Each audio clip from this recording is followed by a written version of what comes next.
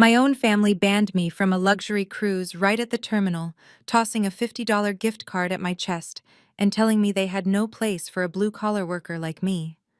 I just smiled and stood my ground. They had no idea that a few minutes later the ship's chief officer would march right past them, look me dead in the eye, and say, "Welcome aboard, Captain." Even my parents were left absolutely speechless. I am Kendra, 35 years old, and for as long as I can remember, I have been the designated punching bag of my family. I spent years clawing my way to the top of a demanding industry, leaving their toxic expectations behind, but I still held on to a tiny shred of hope that they could change. Before I continue this story, let me know where you are watching from in the comments below. Hit like and subscribe if you have ever had to stand up to family members who constantly underestimated your worth and tried to put you in your place. Growing up in an affluent African American household in Atlanta meant appearances were everything. But behind the perfectly manicured lawn and the Sunday church outfits, emotional coldness permeated every corner of our lives. My younger sister Chloe was the golden child. She was pageant beautiful, loud, and completely dependent on my parents' praise. I was the quiet one, the one who liked to study weather patterns and naval history, the one who was repeatedly told to stop dreaming so big. Last month, my mother Vivian called me with what sounded like an olive branch. She said the whole family was going on a 2-week luxury Caribbean cruise on the Royal Azure to celebrate her and my father James' retirement. She practically begged me to come, saying they had already booked the ultimate VIP suite for me right next to theirs. Against my better judgment, I agreed. I thought maybe, just maybe, this was their way of finally acknowledging my hard work. I should have known better. The betrayal unfolded in the chaotic, high-end VIP boarding lounge at the Port of Miami. The air conditioning inside the massive terminal hummed loudly, a sharp contrast to the sweltering Florida heat outside. The VIP section was a sea of plush white leather seating, crystal chandeliers, and sharply dressed attendants carrying trays of champagne. I arrived a little late, wearing a simple tailored blazer and slacks, deliberately keeping a low profile. I spotted my family huddled near the premium boarding gates. Chloe was draped in a loud designer sundress that screamed new money. Standing next to her was her husband Todd, a white tech bro with a trust fund who always acted like he owned whatever room he walked into. Todd was wearing a pastel polo shirt and expensive loafers without socks, looking every bit the entitled brat he was. My parents stood just behind them, sipping sparkling water and looking around to make sure the other wealthy passengers were admiring them. I walked over, pulling my sleek rolling suitcase behind me. "Hey everyone," I said, offering a tight but genuine smile. "I am so glad I could make it." The traffic on the causeway was a nightmare. Instead of a greeting, Chloe turned to me with a smirk that chilled me to the bone. Todd let out a loud, arrogant sigh and reached into the pocket of his tailored shorts. He pulled out a piece of plastic and, without a word, condescendingly tossed it right at my chest. The plastic hit my lapel with a sharp smack and clattered onto the pristine marble floor. I looked down. It was a $50 Uber gift card. I slowly looked back up at Todd. "What is this?" I asked, my voice dangerously calm. "That is your ride home," Kendra, Todd said, crossing his arms over his chest. He looked at me like I was a stray dog that had wandered into a country club. "We canceled your boarding pass this morning." I felt a sharp prickle of heat rise in the back of my neck, but I kept my face perfectly neutral. "You canceled my ticket," I repeated, looking past him to my sister. "Chloe, what is he talking about?" Chloe rolled her eyes and adjusted her massive sunglasses. "Do not make a scene, Kendra," she hissed, looking around to see if anyone was watching. "Todd has some very vital tech investors who decided to join the cruise at the last minute. They needed a premium suite, and well, yours was the only one available to transfer. You understand, right? His startup is about to go public. He needs to impress these guys." I stared at her, letting the sheer audacity of her words wash over me. "You waited until I drove 3 hours to the port, until I walked into the terminal to tell me you gave my room away to strangers?" I asked. Todd scoffed, stepping closer to me, trying to use his height to intimidate me. "Look, Kendra, let us be real here. You are a blue-collar worker. You drive boats for a living. You would be completely out of place in the VIP section anyway. The captain's table is for executives and investors, not deckhands. You would not even know which fork to use at a formal dinner. Take the gift card, call a ride, and go back to whatever tugboat you work on. The adults have business to handle. The absolute disrespect in his voice was thick enough to cut with a knife. He actually thought he was putting me in my place. He thought his failing app and his trust fund gave him the right to humiliate me in public. He thought I was just some low-level sailor. He had no idea that I was not just a sailor. I was the senior fleet captain for Royal Azure Lines, and this massive billion-dollar vessel docked right outside the window was my ship. I looked at my parents, expecting them to intervene. "Mom." "Dad," I said, my voice low. "You are just going to stand there and let him do this." My mother Vivian adjusted her pearl necklace and sighed heavily, looking embarrassed not by Todd, but by me. "Oh, Kendra, please do not be difficult," she muttered, waving her hand dismissively. "Todd is right. This is a very important networking opportunity for him. You know, we remortgaged the house to help fund his company. We need this to go well. Besides, you always complain about family vacations anyway. Just take the $50 and go home. We will send you some pictures." My father James nodded in agreement, refusing to even make eye contact with me. "It is for the best, Kendra. You would just bring the mood down anyway." The pain of their rejection was sharp, but it was a familiar pain. They had always chosen Chloe. They had always chosen the illusion of wealth over their own flesh and blood. When I asked them to help co-sign my student loans for the Maritime Academy years ago, they told me it was a waste of money and that women did not belong at sea. But when Todd came along with a half-baked idea for a food delivery app, they handed over their retirement savings without a second thought. I looked down at the Uber gift card on the floor. I did not pick it up. Instead, I looked back at Todd, who was smirking triumphantly, thinking he had won. I took a deep breath, feeling the familiar, steady rhythm of my own heartbeat. I had spent 15 years navigating hurricanes, commanding crews of thousands, and docking massive vessels in the tightest ports in the world. I did not panic in a storm, and I certainly was not going to panic over a spoiled tech bro and his enablers. "I am not going anywhere, Todd," I said, my voice echoing with quiet, absolute authority. I folded my arms, keeping my posture perfectly straight. Todd's face flushed red with anger. "Are you deaf? I just told you that your ticket is canceled. You are not getting on that ship. Security is going to throw you out if you keep loitering here." I just smiled, a slow, cold smile that made Chloe shift uncomfortably on her feet. "We will see about that," I replied. I turned my body slightly, facing the massive floor-to-ceiling windows that overlooked the magnificent Royal Azure cruise ship. The pristine white hull gleamed in the Miami sun. I did not need a boarding pass to get on that ship. I owned the bridge. And they were about to find out exactly what happens when you try to mutiny against the captain on her own turf. Before I could even take a step toward Todd, my mother, Vivian, closed the distance between us. She grabbed my upper arm, her perfectly manicured fingers digging into my skin with surprising force. Her face was pulled into a tight, artificial smile meant for the surrounding passengers, but her eyes were cold and furious. "Keep your voice down, Kendra," she hissed through her teeth. Her perfume, a heavy, expensive floral scent, suffocated the space between us. "You are embarrassing us.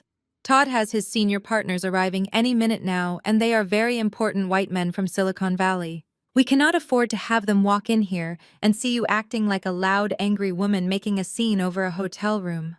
I stared down at my mother's hand gripping my arm, and then looked directly into her eyes. I gently but firmly pulled my arm away from her grasp.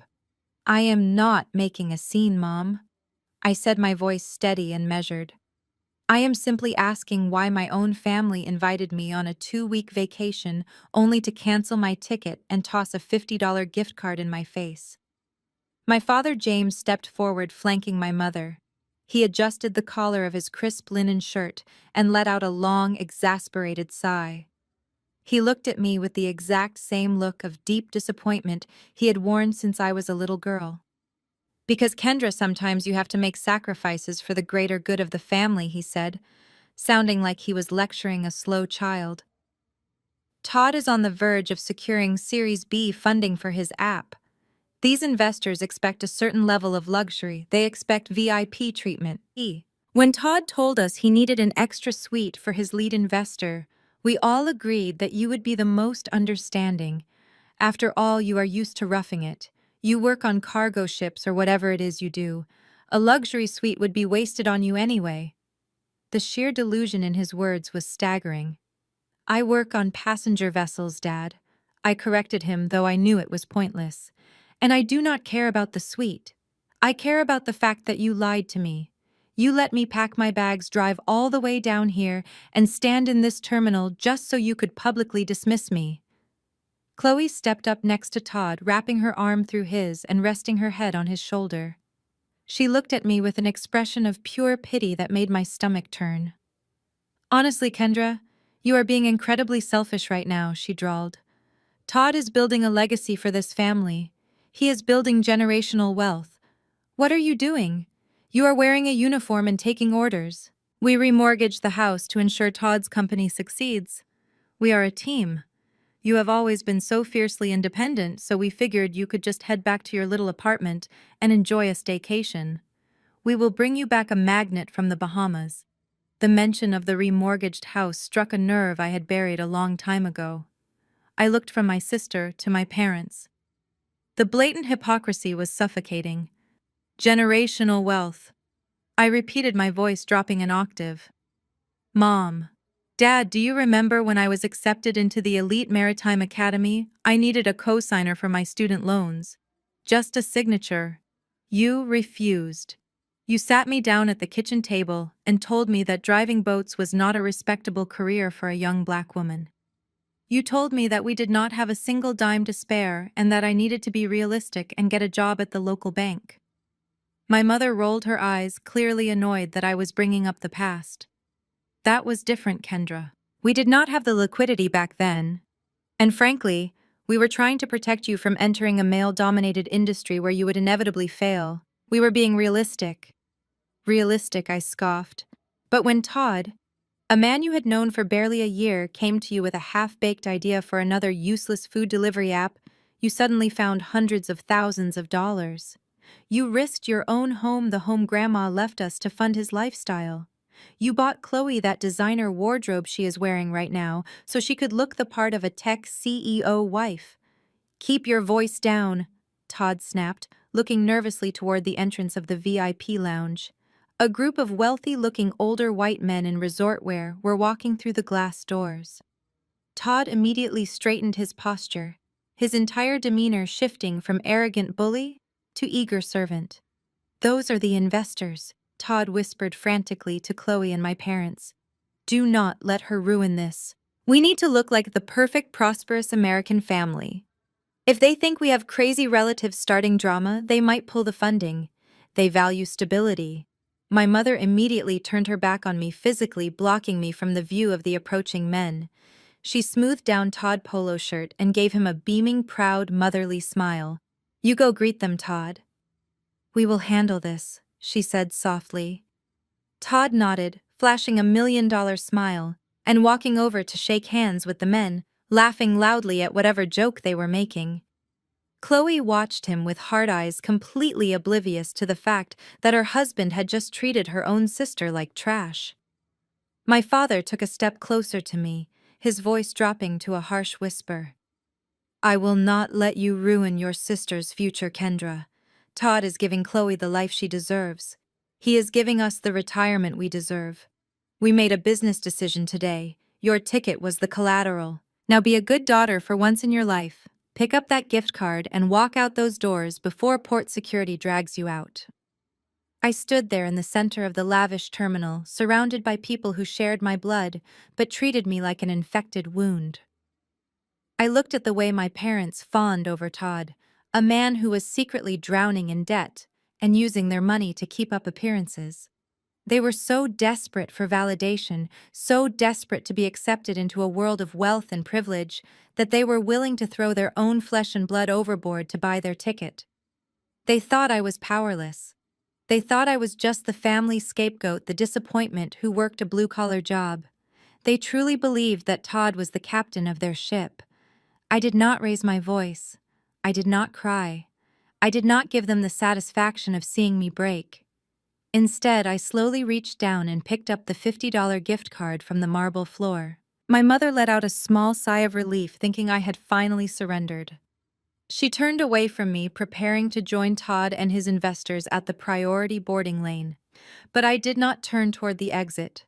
I slipped the plastic card into my blazer pocket and simply stood there watching them. My father frowned deeply. "What are you doing?" James demanded, his tone turning aggressive. "I told you to leave."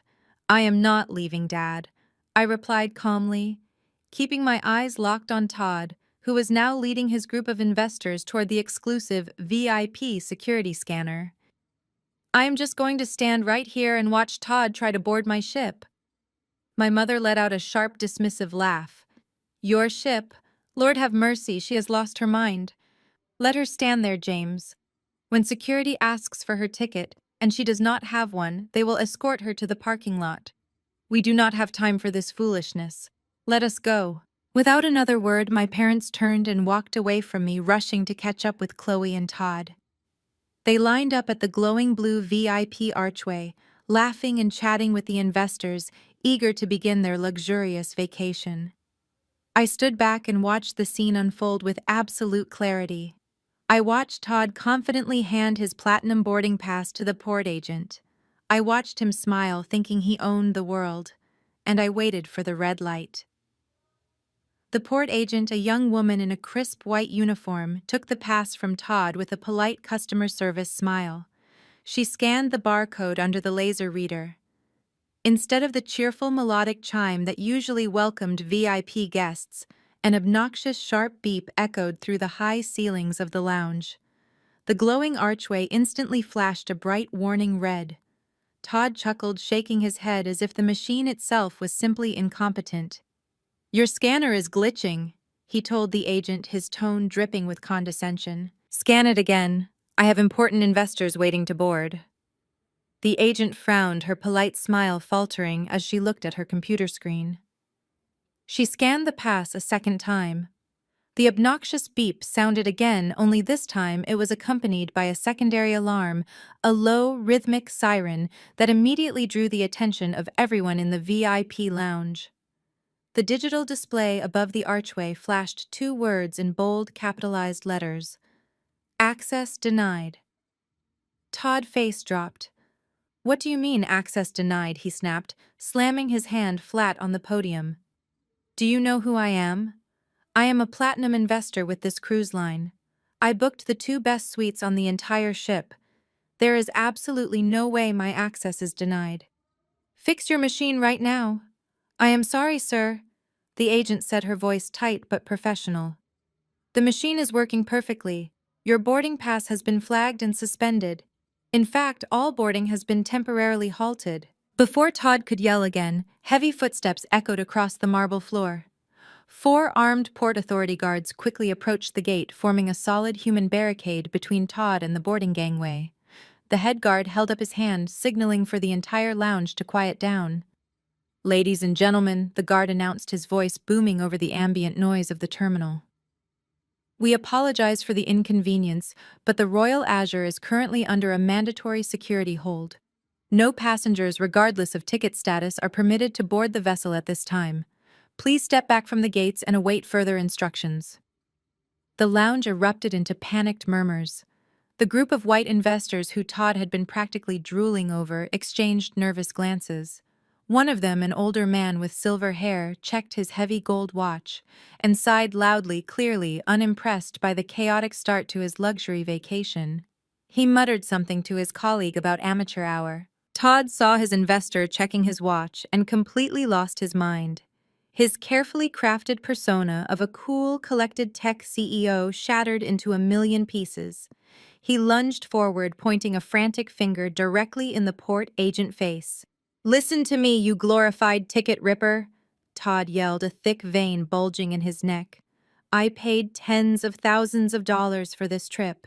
My company is about to go public. I have highly influential people standing right behind me, and you are embarrassing me. I demand that you let us through right now. I demand to speak to your manager. I demand to speak to whoever is holding up my vacation. Sir, I need you to step back away from the podium, the head guard warned, resting his hand near his radio. If you continue to raise your voice and threaten port staff, you will be removed from the terminal and banned from the premises entirely.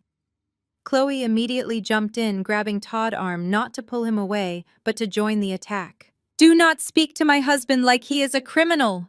She shrieked, her designer sunglasses slipping down her nose. "We are VIPs. We are supposed to be sipping champagne on our private balcony right now. Somebody better explain what this security hold is before I call our legal team and sue this entire port." I watched the entire spectacle from my spot by the floor-to-ceiling windows, my arms still casually folded across my chest. It was a master class in entitlement. Growing up, my mother Vivian always taught Chloe and me that as Black women we had to be twice as composed, twice as quiet, and twice as perfect to get half the respect in the professional world.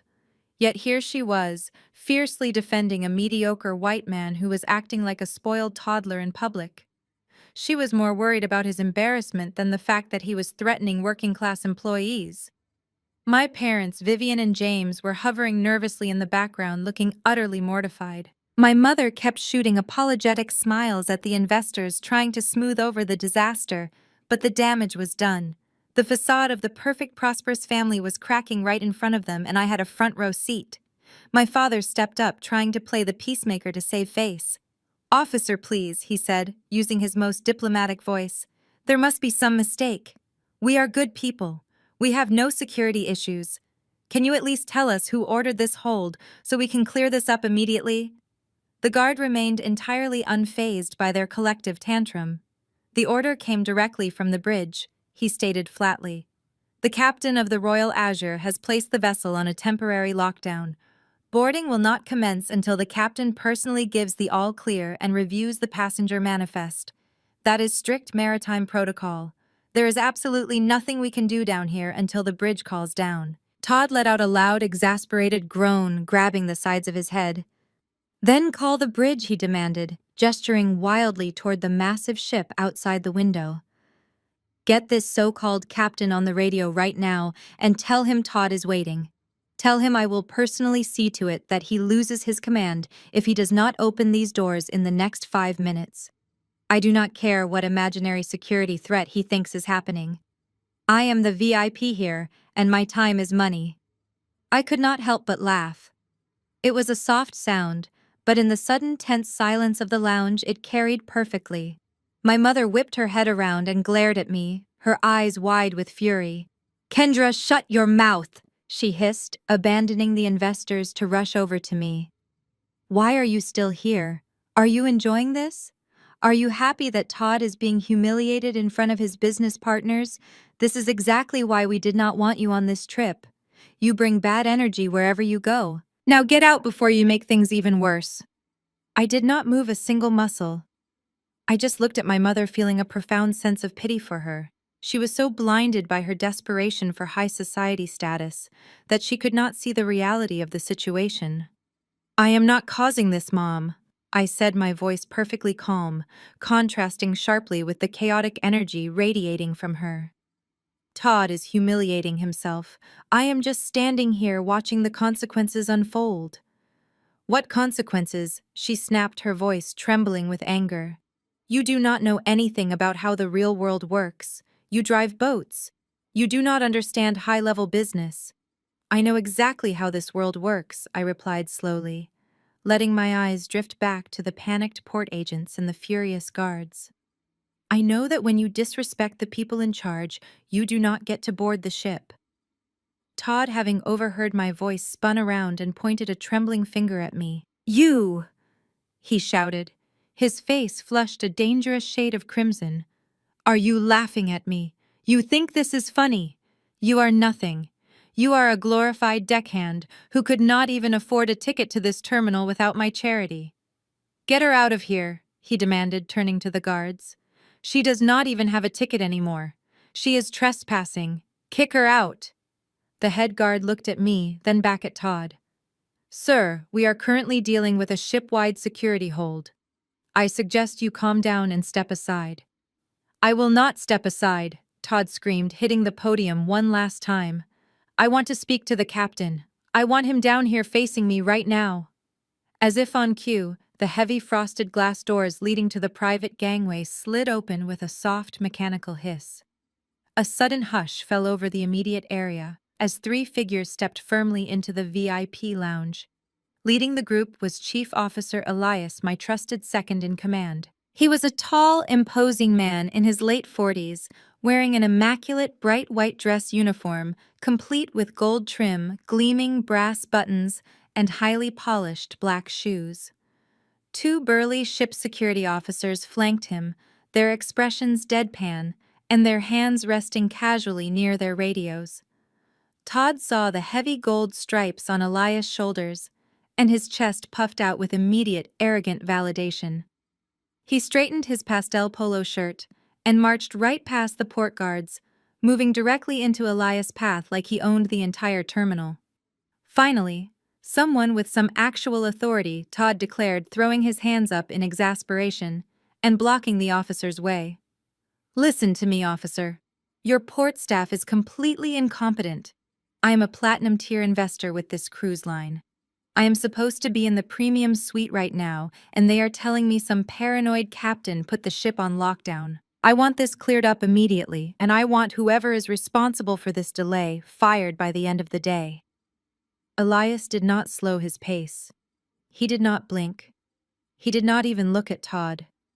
With the smooth, practiced grace of a man who dealt with ocean storms and unruly passengers for a living, Elias simply stepped around Todd as if he were nothing more than a misplaced piece of luggage on the deck. Hey, Todd barked, turning around in angry confusion. I am talking to you. Where do you think you are going? The crowd of waiting passengers parted instinctively as Elias walked purposefully across the marble floor, heading straight toward the back of the lounge where I was standing. My parents watched him pass, their eyes wide with confusion. Chloe lowered her oversized designer sunglasses, her mouth hanging slightly open as she tried to figure out why this high-ranking officer was ignoring her very important husband. Elias stopped squarely in front of me. He snapped his heels together, the sound echoing sharply in the painfully quiet room. He stood at perfect military attention, keeping his back perfectly straight, and executed a crisp, flawless salute. Welcome aboard, Captain Kendra, he said, his deep voice carrying effortlessly across the lounge, reaching every single person present. The bridge is secured, all pre-departure checks are complete, and we are awaiting your order to commence boarding. The silence that followed those words was absolute. It was the kind of heavy, suffocating silence that sucked the air right out of the room. I could hear the faint hum of the air conditioning, the distant cry of a seagull outside, and absolutely nothing else. Chloe dropped her designer handbag. It hit the floor with a dull thud, spilling her lipsticks and compacts across the polished marble, but she did not even notice. She just stared at me, her face draining of all color, her perfectly glossed lips trembling. My mother Vivian looked like she had been physically struck by a heavy blow. Her jaw was slack, her eyes darting frantically between me and the chief officer, as if her brain could not process the image standing directly in front of her. My father James took a stumbling step backward, bumping into one of the wealthy tech investors. For 15 years they had belittled my career. They had told their country club friends that I just drove boats or worked as a simple deckhand. They had actively hidden my achievements because they did not fit the narrative they wanted to project. They refused to understand that the Maritime Academy was not a trade school, but a grueling elite institution that trained rigorous leaders to command billion-dollar vessels. And now the reality of who I was and the massive authority I wielded was staring them right in the face. Todd was the first to break the suffocating silence. His fragile ego simply rejected the information. He marched over his face, twisted in an ugly mix of rage, disbelief, and deep insecurity. He aggressively stepped right into the space between Elias and me, pointing a shaking, sweating finger at my second in command. Are you out of your mind? Todd yelled, spit flying from his lips. Are you confused, buddy? She is not the captain. She is my wife's sister. She is a low-level deckhand who could not even afford a ticket on this ship without my charity. You have the wrong woman. I demand you get the real captain down here before I call corporate and have your badge stripped right now. Elias lowered his hand from his salute, but his posture remained rigid. He looked at Todd with a gaze so cold it could have frozen seawater. Sir Elias said, his voice dangerously calm and laced with warning. You are currently shouting at the senior fleet captain of the Royal Azure Lines. I highly suggest you step back and lower your voice immediately. She is not a captain! Todd screamed, his voice cracking in desperation.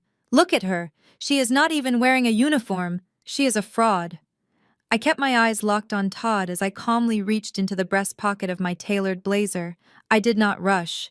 I let the agonizing anticipation hang in the air, making him sweat. My fingers brushed the cold metal of the pins. I slowly pulled out my black and gold epaulets. The 4 thick gold stripes denoting absolute command gleamed beautifully under the crystal chandeliers of the terminal. With deliberate slow movements, I slid the first epaulet onto the shoulder strap of my blazer and snapped it into place. The sound was like a gunshot in the quiet room. I took the second epaulet and snapped it onto my other shoulder. The transformation was instant and undeniable. I was no longer just Kendra, the family scapegoat, the woman they had handed a $50 gift card to just moments ago. I was the absolute highest authority on the magnificent vessel that towered outside the window, and every single person in that room knew it. I took one step forward, closing the distance between Todd and myself, forcing him to look up at me. He instinctively shrank back, his eyes darting frantically to the 4 gold stripes on my shoulders. The sheer panic in his eyes, the sudden realization that he had just threatened the most powerful person in the room, was the sweetest thing I had ever witnessed. You are speaking to the Captain Todd, I said, my voice low, smooth, and completely devoid of fear. I do not drive boats. I command a fleet. And right now, you are trespassing on my ship. Todd opened his mouth, but no sound came out. He looked back over his shoulder at his group of wealthy tech investors. They were not looking at him with respect anymore. They were looking at him with profound embarrassment and disgust. The silver-haired lead investor shook his head, turned his back on Todd, and muttered something to the port guard about finding a more professional business partner. My mother finally found her voice. Her tone shifted instantly from arrogant and dismissive to cloying and desperate. Kendra, she stammered, taking a cautious step toward me, her hands outstretched. Kendra, honey, we did not know. We had no idea you were promoted to this level. Why did you not tell us you were the captain? Because, Mom, I replied, keeping my gaze fixed entirely on her wide, terrified eyes. I knew you would only care if it benefited you, and I knew Todd would try to exploit it. But we are family, my father chimed in, trying to muster a warm, fatherly smile that looked more like a painful grimace. We are so proud of you, sweetheart. You have to tell your officer here to let us on board. Todd has those important meetings. We can celebrate your amazing promotion at the VIP table tonight. It will be wonderful, just family. I looked at the people who had just 20 minutes ago told me I did not belong at their table and ordered me to take an Uber home. They were scrambling desperately, trying to rewrite the narrative to save their own skin and preserve their luxury vacation. Chloe was actually holding her breath, waiting for me to magically forgive them and grant them access to the royal treatment they felt they were owed. I turned slightly to face my officer. Mr. Elias, I said formally. Yes, Captain, he responded immediately, standing at attention. The security hold is officially lifted, I announced, my voice projecting clearly to the port agents. You may commence general passenger boarding. However, please inform the gate agents that the party under Todd's name has a severely restricted status due to security violations at the scanner. Todd's face went from pale to a sickly shade of green. Restricted status, he repeated weakly, his previous arrogance completely evaporated. What does that mean? It means I am feeling generous today, Todd. I smiled coldly. I am not going to have you arrested by port authority for threatening my staff. I will let you board my ship, but you can forget about the VIP suite. Todd's face went from a sickly green to a violent shade of purple. The thick veins in his neck bulged against his pastel polo shirt so much I thought they might actually snap. He took a stumbling step backward and pulled a sleek, gold-plated smartphone from his pocket with visibly trembling hands. Forget about the VIP suite, he sputtered, his voice rising to a hysterical, breathless pitch. You are out of your mind. You do not have the authority to downgrade me or talk to me like some common criminal. I am a platinum-tier investor. Do you hear me? I personally know the regional vice president of Royal Azure Lines. I play golf with the board of directors in Silicon Valley. You think a fancy jacket and some shiny pins give you the right to mess with my money and my business? I am calling corporate right now, and I am going to have you fired before you even step foot on that bridge. He began aggressively tapping the screen of his phone, his breath coming in ragged, angry gasps. My mother, Vivian gasped, covering her mouth with her manicured hand, looking wildly around to see who was watching. Chloe stepped forward, her eyes flashing with a toxic mix of fear and spite. Todd is right, Kendra, she snapped, pointing a shaking finger at my face. You cannot just abuse your power because you have always been jealous of our success. Todd invested heavily in this company. He is bringing important people on this trip. If you do not give us our premium suite back right now, he will completely ruin your career. Just apologize to him, fix the tickets, and we will pretend this little power trip never happened. I did not even look at Chloe. My eyes were locked entirely on Todd, who was holding his gold phone to his ear, listening to it ring. I let him wait for a few agonizing seconds. I let him feel that false, fleeting sense of power before I completely and systematically dismantled it. Are you familiar with the International Ship and Port Facility Security Code, Todd? I asked, my voice cutting through the heavy air of the terminal lounge like a surgical scalpel.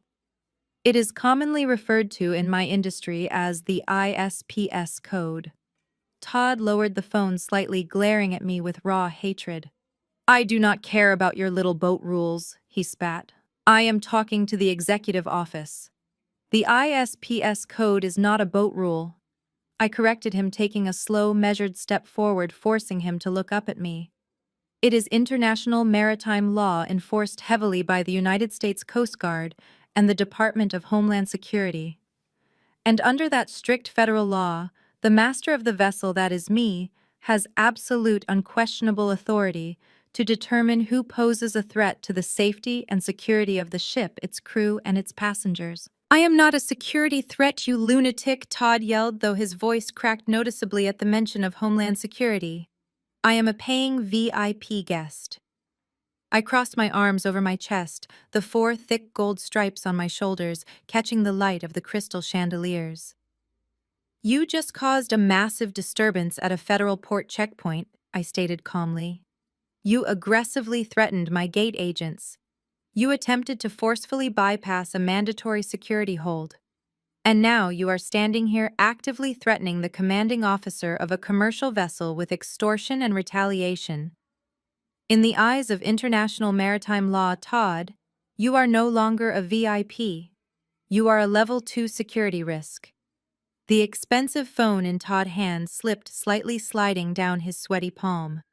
The automated voice of the cruise line corporate directory could be heard faintly buzzing from the tiny speaker, but he was no longer paying any attention to it.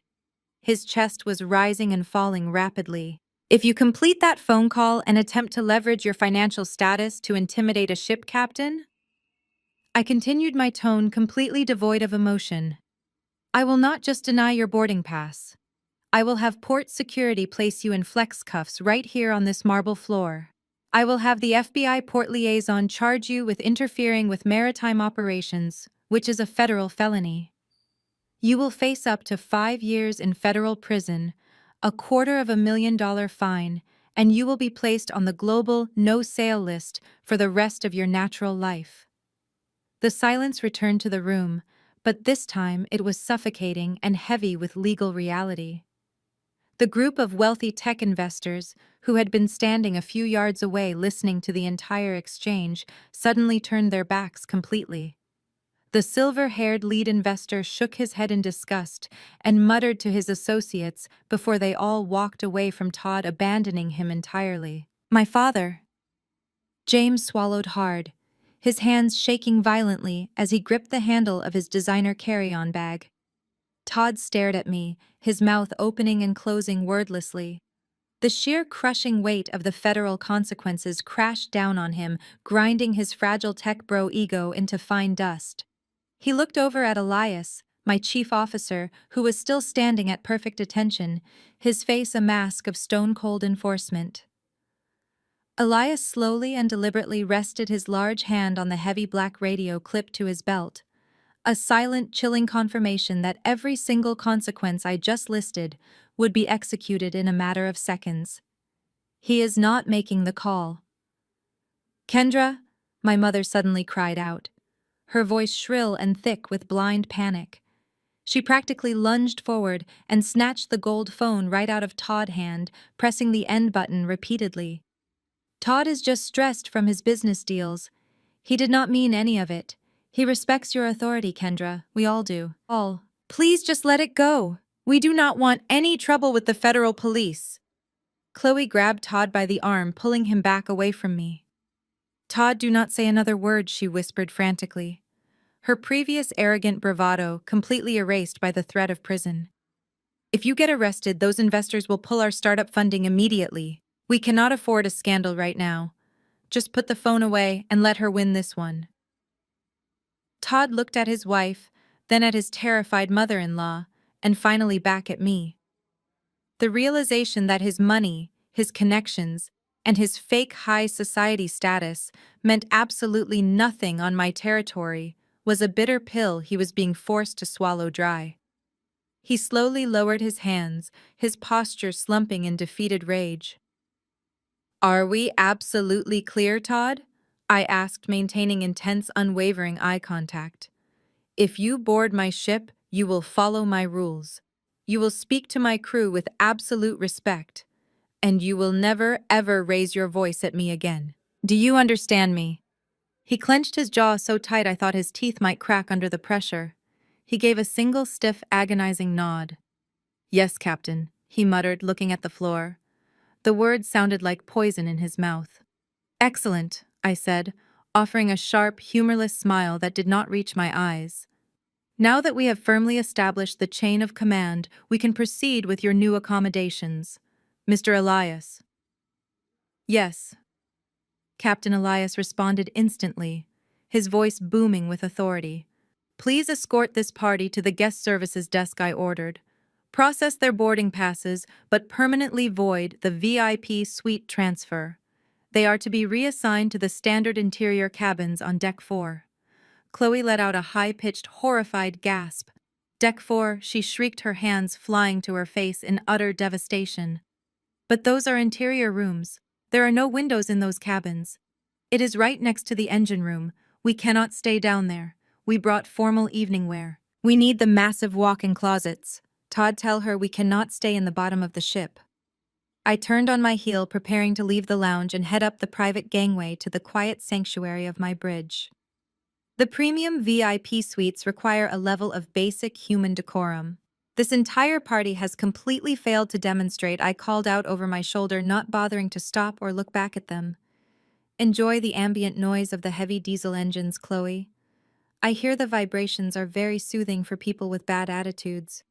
Before I could even reach the frosted glass doors of the private gangway, I heard the frantic clicking of my mother's heels rushing across the marble floor behind me.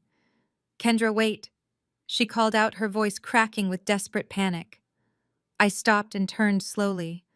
My mother Vivian and my father James were hurrying toward me, leaving Chloe and Todd standing frozen by the guest services desk. My father's face was flushed red with a mixture of anger and humiliation, while my mother looked like she was on the verge of a genuine collapse. You cannot be serious, Kendra. My father demanded, lowering his voice so the remaining terminal staff would not hear his pleading. You made your point. You showed everyone who is in charge. We get it. You are the captain. Now please tell your officer to give us our VIP access back. We are your family, for heaven's sake. You do not treat your own blood like common criminals. I looked at the man who had spent my entire life telling me I was not good enough. I am not treating you like criminals, Dad. I replied, my voice steady and unwavering. If I were treating Todd like a criminal, he would be in the back of a police cruiser right now. I am treating you like passengers who violated federal safety protocols. My mother reached out and grabbed my hand, her grip tight and trembling. Kendra, please, she begged, tears welling up in her eyes. Real tears this time, not the fake ones she used to get her way at the country club. This trip is supposed to be our retirement celebration. We bragged to everyone back in Atlanta about the premium suite. We told our church group we were dining at the captain's table. What am I supposed to tell them now? What are we going to tell Todd's investors? They are going to wonder why we are not in the VIP lounge with them. You can tell them the truth, Mom, I said, gently pulling my hand away from her grasp. You can tell them your son-in-law threw a tantrum at a federal checkpoint and got your privileges revoked. Or if that is too embarrassing, you can tell them you decided to experience the cruise, like the blue-collar workers you were so quick to insult 10 minutes ago. But we are family, my father repeated, his voice taking on a harder, demanding edge. Family looks out for each other. Family protects each other. I let out a short, bitter laugh. Family protects each other. I repeated the words, tasting like ash in my mouth. Where was that protection when Todd threw a $50 gift card at my chest and told me to get out? Where was that family loyalty when Chloe told me I was too low class to sit at your dinner table? You stood there and watched them humiliate me. You told me to leave. You only remembered we were family when you realized I was the one holding the keys to the kingdom. My parents stared at me, completely stunned into silence. They had never heard me speak to them with such absolute, unyielding authority. For 35 years, I had been the peacekeeper, the one who swallowed my pride to keep the family intact. But the woman standing in front of them now was not their obedient scapegoat. I was the master of the vessel. I turned to Chief Officer Elias, who had walked up to stand beside me. Mr. Elias, ensure their luggage is redirected from the penthouse deck to deck 4, I instructed. And make sure they surrender their platinum lanyards before they board. Yes. Captain Elias nodded, turning his stern gaze toward my parents. Please step back to the desk, folks. We have a ship to load. I turned my back on them and walked through the glass doors, stepping onto the private enclosed gangway that led directly to the bridge. The heavy doors slid shut behind me, cutting off the sound of my mother's quiet sobbing. I did not physically escort them to their new rooms, but as soon as I reached the bridge and took my seat in the command chair, I pulled up the ship's internal CCTV cameras on my primary monitor. I had a duty to ensure my security team was handling the downgrade without any further incidents from Todd. On the crisp, high-definition screen, I watched the brutal reality of their new situation set in. Down in the terminal, the VIP agent politely but firmly demanded their platinum lanyards. I watched Todd hand over his sleek black and gold VIP, pass his face a mask of pure defeated agony. The agent handed them back basic blue plastic key cards, the kind issued to the lowest tier of standard passengers. Because they were no longer VIPs, they were not allowed to use the private skybridge. Instead, Elias escorted them to the main gangway. I watched my family merge into a crowd of thousands of regular, excited vacationers. Chloe was holding her designer sundress tightly against her body, looking around with an expression of sheer disgust, as if she might catch a disease from standing too close to the general public. Todd kept his head down, hiding his face beneath a baseball cap, desperate to avoid making eye contact with any of the wealthy investors who were boarding through the express lane above them. The camera feed switched as Elias led them inside the ship. They entered the grand atrium with its towering crystal chandeliers and glass elevators. Chloe looked hopeful for a brief second, thinking maybe the interior of the ship would make up for the humiliation. But Elias did not guide them toward the glass elevators that went up to the penthouse suites. He led them to the standard aft stairwell and pointed down.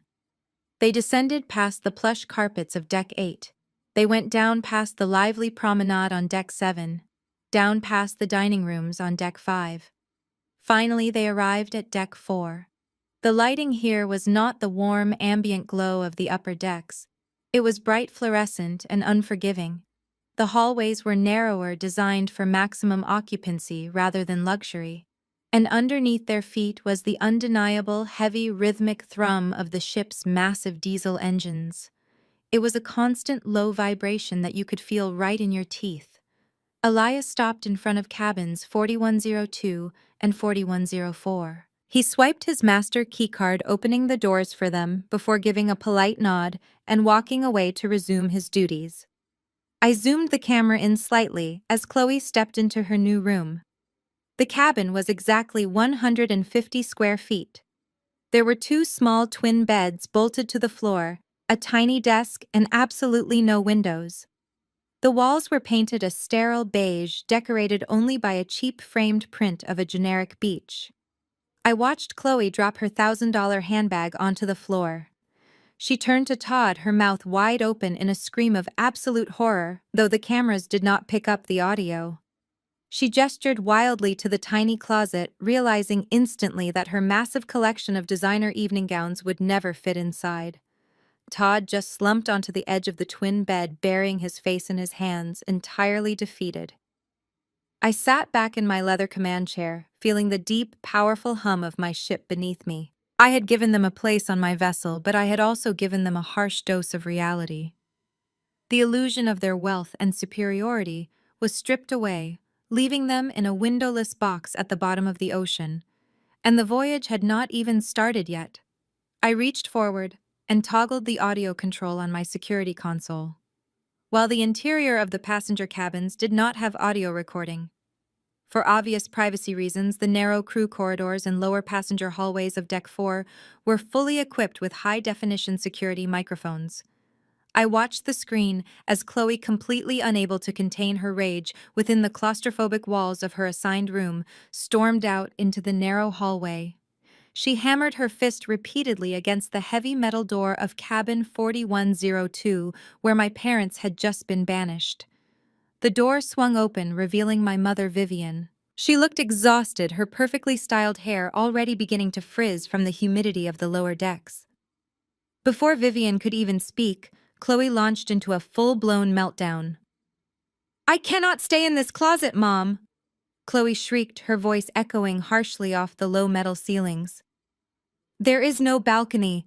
There is not even a porthole. I cannot breathe in there, and the floor is literally shaking. It smells like cheap diesel fuel and industrial cleaner. Todd has severe asthma, you know this. We cannot survive 2 weeks down here." My father James stepped out into the hallway behind Vivian, his face a mask of simmering fury. "Do not yell at your mother, Chloe," he snapped. "We are in the exact same box right next door. You think we want to be down here? We were supposed to be in the penthouse. We were supposed to be drinking champagne. Instead, I am vibrating so hard my teeth hurt." Todd stepped out of his cabin, lingering behind his wife. He had his hands shoved deep into his pockets, looking like a scolded child, but he still tried to maintain his unearned arrogance. "Look, James, I will talk to the concierge," Todd said, trying to sound authoritative. "I will throw some money around and get us upgraded. Kendra is just throwing a temper tantrum. She will calm down by dinner." My father let out a harsh, bitter laugh that cut through the constant thrum of the engine room. "Throw some money around," he repeated, stepping aggressively into the narrow hallway, forcing Todd to step back. "What money, Todd? Are you going to use that declined credit card of yours?" Vivian gasped, grabbing my father's arm. "James, keep your voice down," she hissed, looking nervously up and down the empty corridor. "Anyone could be listening." "I do not care who is listening," my father yelled, throwing his hands up in defeat. "We are at the bottom of the ocean, Vivian. The facade is over. We bet everything on this kid and his stupid tech company, and look where it got us." Todd's face flushed a deep, angry red. My startup is going through a transitional scaling phase, James. I told you that. Tech companies take time to turn a profit. You have to spend money to make money. Spend money. My father echoed, his voice trembling with a rage I had never seen him direct at anyone but me. We gave you $200,000, Todd. We took out a second mortgage on the house Vivian mother left us. We lied to our friends. We lied to the bank. We funded your fancy cars and your country club memberships because you promised us a massive return on investment. You told us this cruise was going to secure the final round of funding. Chloe stepped in front of Todd, fiercely defending the man who was actively ruining her family. Leave him alone, Dad, she yelled. He is trying his best. It is not his fault Kendra decided to be a vindictive, power-hungry monster. If Kendra had just let us keep the suite, Todd could have closed the deal tonight. She ruined everything. She did not ruin anything, Chloe, my father fired back, his voice dropping to a harsh, painful register. Your husband ruined it when he decided to throw a tantrum at a federal checkpoint. And you know what the worst part is? The worst part is the irony of it all. He leaned against the metal wall of the corridor, rubbing his temples as if fighting off a massive headache. Do you remember when Kendra came to us 10 years ago? He asked, looking at my mother. Do you remember when she laid out her acceptance letters to the Maritime Academy on the kitchen table? She did not ask for cash. She just asked for our signatures on a student loan application. Vivian looked away, her face suddenly pale. James, please do not do this right now. I will do this right now, my father insisted. We told her no. We told her she was a bad investment. We told her that her dreams of being a ship captain were foolish, and that we did not have a single dime to risk on a career that would lead nowhere. We treated our own daughter like a burden because we wanted to save our pristine credit score. He pointed a shaking finger directly at Todd. But when this guy showed up with a slideshow and a fake smile, we handed over the deed to our home. We bet against our own blood, and we bet on a fraud. And now the daughter we called a bad investment is driving a billion-dollar vessel, making a massive salary, and holding our fate in her hands while we are sleeping next to the exhaust pipes. Sitting in my leather command chair, I felt a sharp, painful lump form in my throat. Hearing the truth spoken aloud, completely unfiltered by their usual country club manners, was like taking a physical blow to the chest. They knew exactly what they had done. They knew they had sacrificed my future to fund Chloe and Todd's toxic lifestyle. The only reason my father was angry now was not out of guilt for how they treated me, but because his gamble had failed. He was not sorry he hurt me, he was sorry he was broke. Todd scoffed, crossing his arms defensively. You made a business decision, James. Do not act like you are the victim here. You wanted the payout just as much as I did, and do not pretend Kendra is some massive success story. She got lucky. Diversity hires are very trendy right now. That comment pushed Chloe over the edge, but not in the way I expected. She turned on Todd, her eyes blazing. Diversity hire, she screamed, slapping his shoulder. Did you not see the way that chief officer looked at her? Did you not see the 4 stripes on her shoulders? She is the boss, Todd. She has absolute power on this ship, and you completely humiliated us in front of her. I am going to fix it, Todd yelled back, running his hands through his hair in frantic frustration. I am not going to let a deckhand with an ego complex ruin my business. I have investors on this ship. I will find a way to get to the VIP lounge tonight, and I will handle this. I am going to end her little power trip. I reached out and completely muted the audio feed. The silence of the bridge washed over me, a stark contrast to the toxic, chaotic screaming match happening on Deck 4. I took a deep breath, letting the steady, powerful vibrations of my ship ground me. Todd was arrogant enough to believe he could still outsmart me on my own territory. He actually thought he could sneak into a restricted area and sabotage my authority. He had no idea the level of surveillance and security that surrounded every inch of the Royal Azure. I tapped a sequence on my digital command console, bringing up the guest registry for the evening captain's gala. I had originally intended to let them rot down on Deck 4 for the entire 2 weeks, but hearing Todd threaten my career from the bottom of my ship changed my mind. If Todd wanted to play high society tech genius in front of his wealthy investors, I was going to give him exactly what he wanted. I was going to give him the biggest audience he had ever had. I picked up the heavy black radio microphone attached to my command chair and pressed the transmission button. Bridge to Chief Officer Elias. I spoke clearly. Elias answered immediately. Go ahead, Captain. Mr. Elias. I said, a cold smile touching the corners of my mouth. Please contact cabin 4104. Inform Mr. Todd that despite his earlier behavior, I have decided to graciously extend an invitation to him and his family for the captain's gala tonight. Let them know I expect them to be dressed to impress. Understood. Captain Elias replied, his voice betraying a hint of knowing amusement. Shall I alert ship security to increase their presence at the ballroom doors? Yes, Mr. Elias, I confirmed. And please have the IT department prepare the main ballroom projection screens. We might have a special presentation tonight. I watched the digital clock on my command console tick over to 1 in the afternoon. The Royal Azure had officially cast off, and we were smoothly navigating out of the port of Miami into the open waters of the Atlantic. The ship was buzzing with the excitement of embarkation day, but my attention was temporarily drawn back to the security feed from Deck 10. Todd and Chloe had apparently decided that the invitation to the captain's gala tonight meant their previous sins were forgiven. They had changed out of their travel clothes and were now dressed in what they considered high-end resort wear. Chloe was wearing a flowing silk cover-up that probably cost more than my first car, while Todd had swapped his pastel polo for a crisp linen button-down. They were not heading to the main buffet where their blue keycards granted them access. Instead, I watched them march straight toward the Azure Lounge, the highly exclusive VIP dining hall reserved only for penthouse guests and top-tier investors. The entrance to the Azure Lounge was guarded by a young junior crew member named Mateo, who had only been with the company for a few months. On the camera feed, I saw Todd casually lean against the mahogany podium, blocking Mateo from the view of the other staff.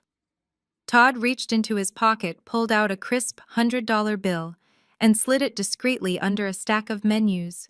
He gave Mateo a slick, conspiring wink and patted the young man's shoulder. Mateo, looking panicked and unsure of how to handle an aggressive passenger who clearly had money, simply stepped aside. Todd and Chloe confidently strolled into the lounge, acting as if they owned the entire ocean. I shook my head, letting out a heavy sigh. Todd just could not help himself. His fragile ego demanded that he prove he was still a VIP, even if he had to resort to cheap bribery to do it. I kept my eyes on the monitor as they selected a premium table right next to the floor-to-ceiling windows, offering a panoramic view of the ocean. Chloe immediately pulled out her phone and started taking selfies, posing with her best pout to maintain her flawless social media presence.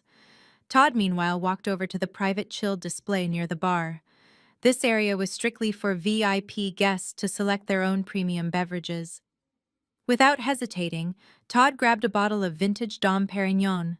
It was a reserve bottle easily worth $2,000 retail.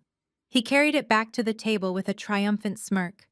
He did not ask a waiter to open it. He wanted to look like the alpha male for his wife.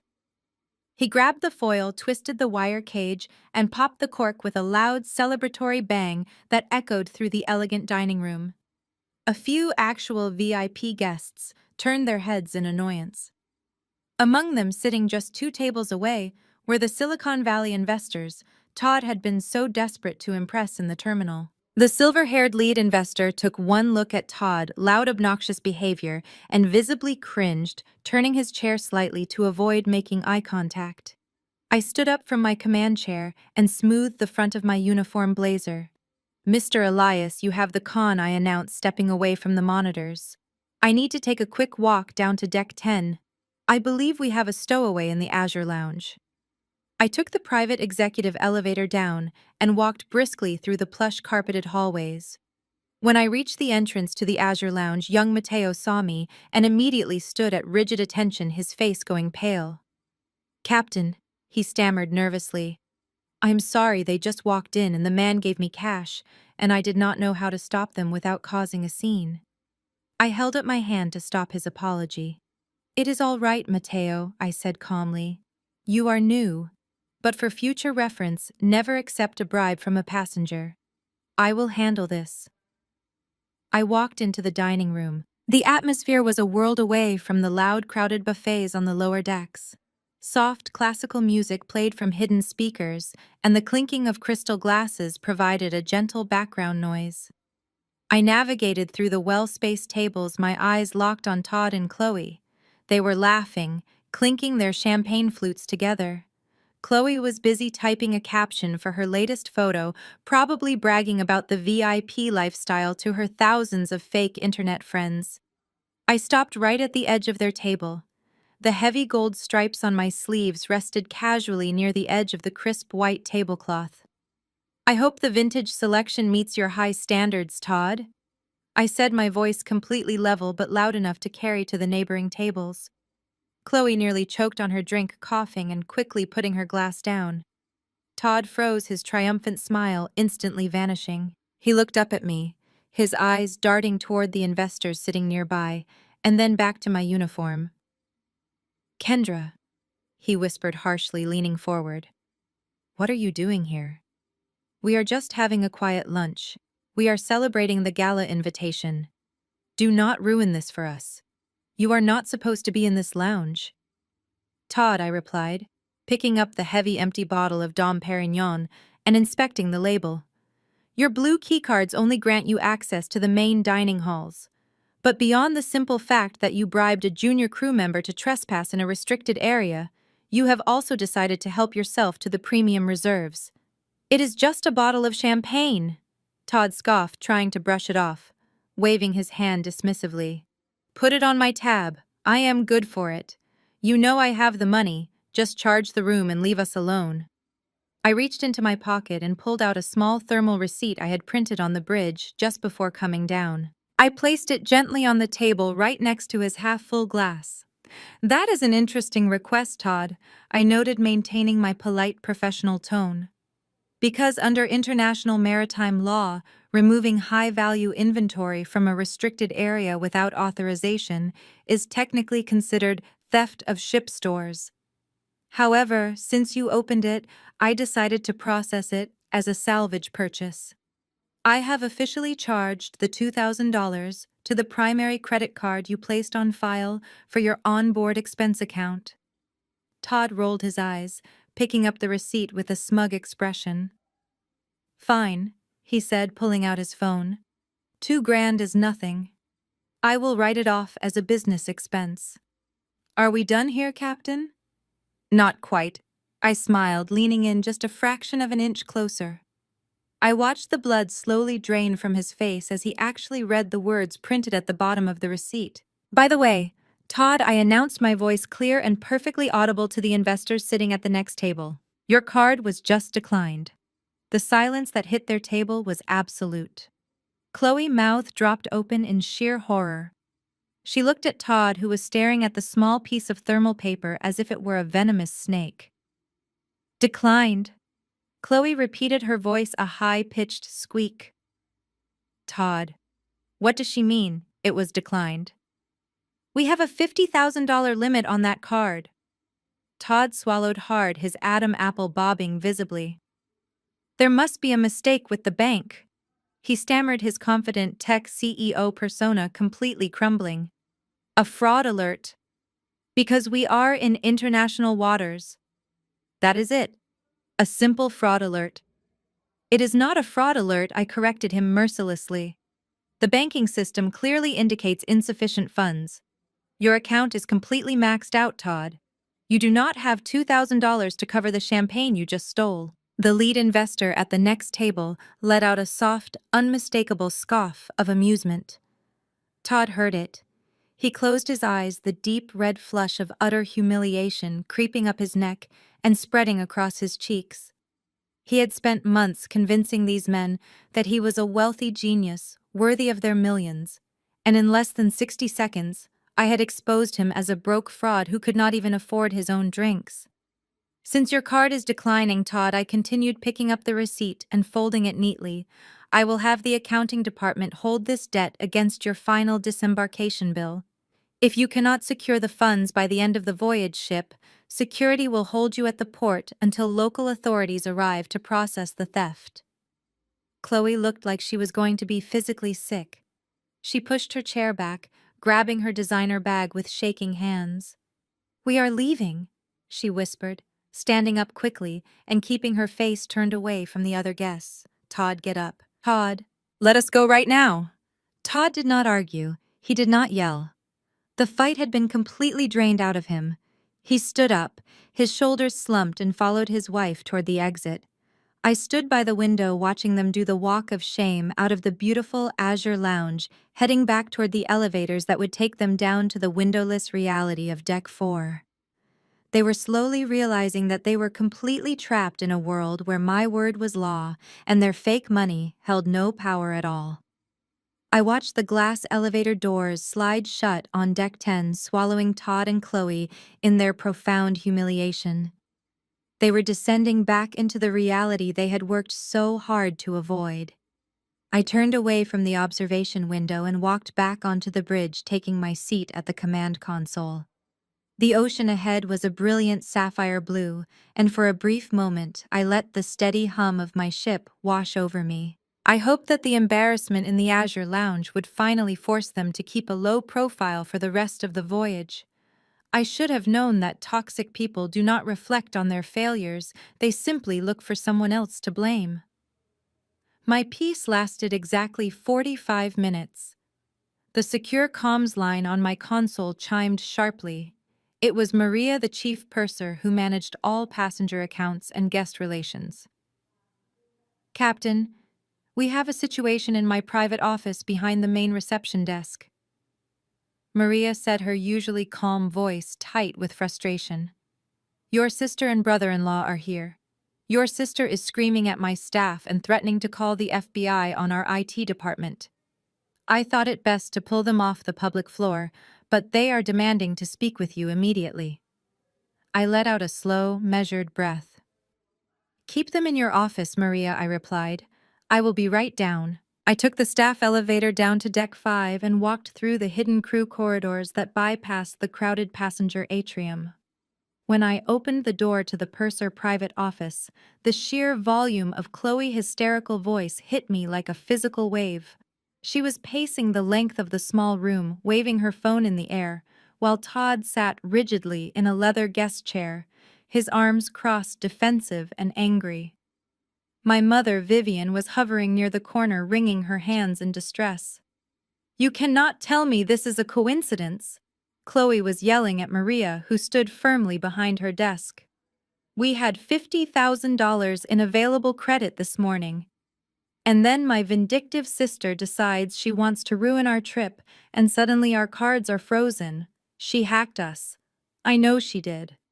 I closed the heavy acoustic door behind me, cutting off her tirade. "Nobody hacked you, Chloe," I said, stepping fully into the room. The 4 gold stripes on my shoulders seemed to make the small space feel even smaller. Chloe whipped around, her eyes red and furious. "Do not lie to me, Kendra," she hissed, stepping toward me. "You were so mad that Todd told you the truth about your blue-collar life in the terminal that you decided to use your little ship computers to freeze our accounts. You probably logged into the ship's server and locked us out of our own money just to humiliate Todd in front of his investors. That is a federal cybercrime." I stared at her, letting the absolute absurdity of her accusation hang in the quiet office. Then I looked past her and locked eyes with Todd. He was the supposed tech genius, the man who was building an app that would change the world. He knew exactly how network security worked, and he knew exactly why his card had bounced. But instead of telling his wife the truth, that he was completely out of money, he was letting her construct an insane conspiracy theory to protect his fragile ego. "Todd," I said, my voice dangerously calm, "are you seriously going to sit there and let your wife accuse the captain of a commercial vessel of committing international wire fraud? You claim to be a tech CEO. Please explain to Chloe how a maritime navigation server operating on satellite internet in the middle of the Atlantic Ocean, could magically bypass the encrypted firewalls of a mainland financial institution just so I could cancel your champagne order. Todd swallowed hard, refusing to make eye contact with me. He looked at the floor, shifting uncomfortably in his chair. "We are on your ship, Kendra," he muttered weakly. "You control the Wi-Fi network. You could have intercepted our banking data when we logged in this morning. It is corporate sabotage."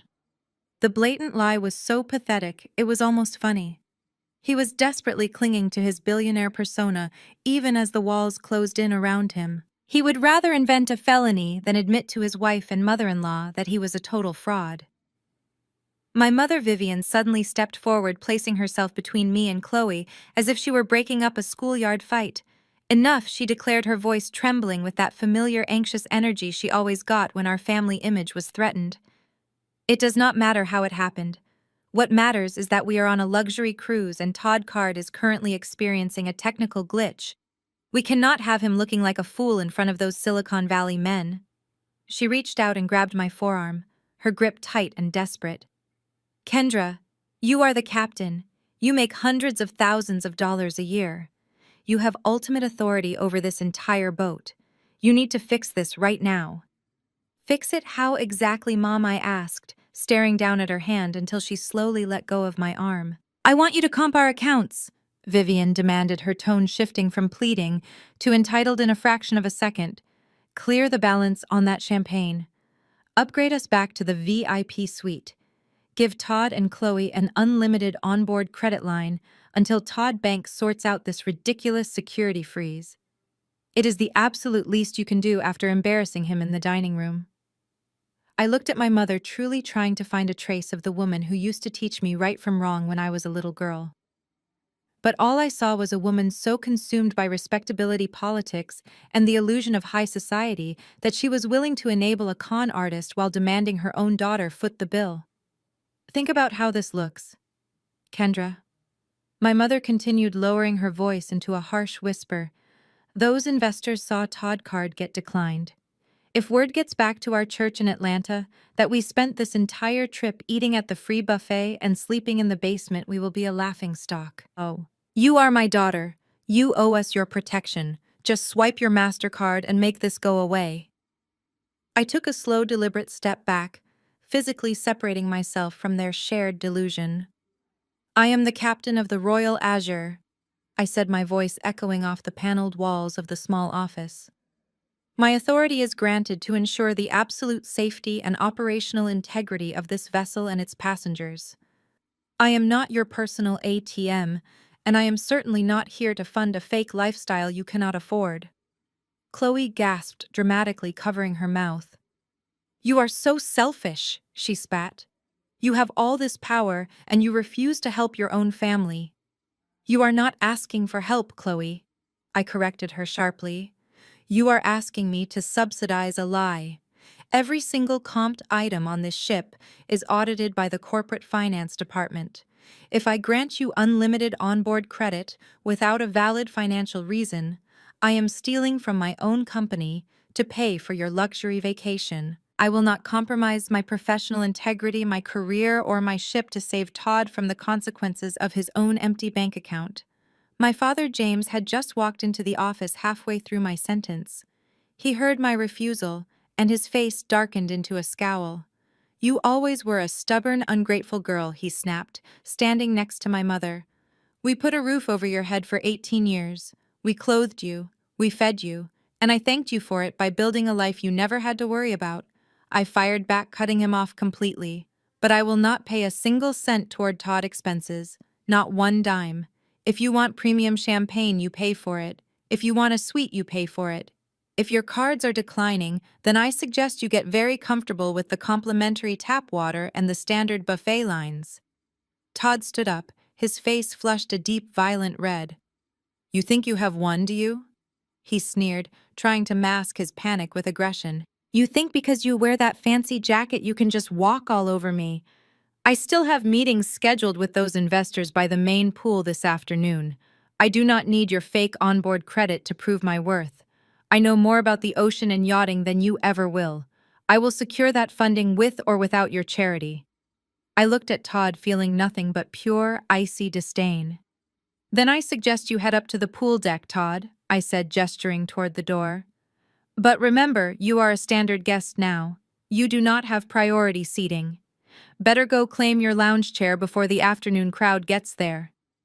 Chloe let out a furious scream of frustration, grabbing Todd by the arm and dragging him out of the office. My parents followed close behind, shooting me identical glares of pure hatred before slamming the heavy acoustic door shut. Maria, the chief purser, let out a long breath she had clearly been holding. I am so sorry, Captain, she said softly. Do not apologize, Maria, I replied, straightening my uniform blazer. Just place a hard lock on their folios. No credit advances, no room charges. If they want so much as a bottle of sparkling water, they pay cash up front. I left the office and headed back to the bridge. Todd was cornered broke and desperate to prove his dominance to the wealthy men he was trying to scam. I knew exactly what kind of man he was, and I knew that a man like that, cornered on the open ocean, was bound to do something incredibly stupid. I just had to wait for him to drown himself. By mid-afternoon, the bright blue skies over the Atlantic began to shift. It is a completely normal weather pattern for this time of year, but to an untrained eye, the sudden buildup of dark gray clouds might look intimidating. I stood on the bridge looking out through the massive panoramic windows as the ocean swelled slightly. The ship radar indicated a mild squall moving across our path. It was nothing the Royal Azure could not handle with ease. I ordered a minor course adjustment of 2 degrees to port simply to minimize the turbulence for the passengers and maintain optimal cruising speed. I had just finished logging the course correction when Elias approached my station. His expression was a mix of professional concern and personal irritation. Captain, we have a developing situation on the Lido deck, he reported, handing me a digital tablet displaying a live security feed. It is your brother-in-law again. He is causing a disturbance near the main pool, and it is starting to affect the other guests. I took the tablet and tapped the screen to unmute the audio feed from the poolside microphones. The Lido deck was the premier outdoor lounging area, complete with a massive infinity pool, luxury cabanas, and a high-end cocktail bar. Despite the graying sky, the deck was still packed with passengers enjoying the warm tropical air. Sitting right in the center of the premium cabana section was Todd. He had managed to track down the group of Silicon Valley investors he had been chasing all morning. The silver-haired lead investor and his associates were lounging on the padded deck chairs, looking mildly annoyed by Todd's presence. The ship hit a gentle swell, causing a very slight roll. It was the kind of movement you barely notice unless you are looking for it. But Todd immediately grabbed the sides of his lounge chair, acting as if we had just been struck by a rogue wave. Did you feel that Todd announced loudly, his voice carrying over the ambient music of the pool deck? That was a terrible overcorrection. She is steering us right into the trough of the wave. The lead investor frowned, looking up from his tablet. It just feels like a little wind, Todd. Nothing to worry about. That is where you are wrong, Todd insisted, standing up and walking to the edge of the pool, gesturing wildly toward the dark clouds on the horizon. I grew up around boats. I have extensive country club yachting expertise. I know how to read the water, and I am telling you right now, this ship is heading directly into a major squall. The navigation up on that bridge is completely incompetent. A few nearby passengers who were not part of the investor group stopped what they were doing and looked over. A woman in a floral swimsuit nervously grabbed her husband's arm, pointing toward the clouds Todd was highlighting. Todd saw that he was gathering an audience, and his ego completely took over. He paced back and forth, acting like a seasoned maritime expert giving a lecture. It is a classic mistake, he continued, his voice getting louder. You have a massive vessel like this, and they hand the wheel over to someone who has no business being in command. Do you know who the captain of this ship is? She is a diversity hire, a box-checking exercise for the corporate office. She does not have the instinct or the pedigree to navigate open waters. My jaw tightened as I listened to the audio feed. The sheer audacity of his words made my blood boil. He was not just insulting me personally anymore. He was undermining my professional authority and actively inciting fear among paying passengers. She is probably up there panicking right now, Todd sneered, leaning casually against a towel rack. If I were at the helm, I would have charted a course 50 nautical miles south of this system.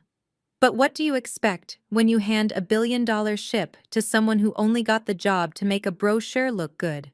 We are probably going to be rocking violently all night because she does not understand basic hydrodynamic drag.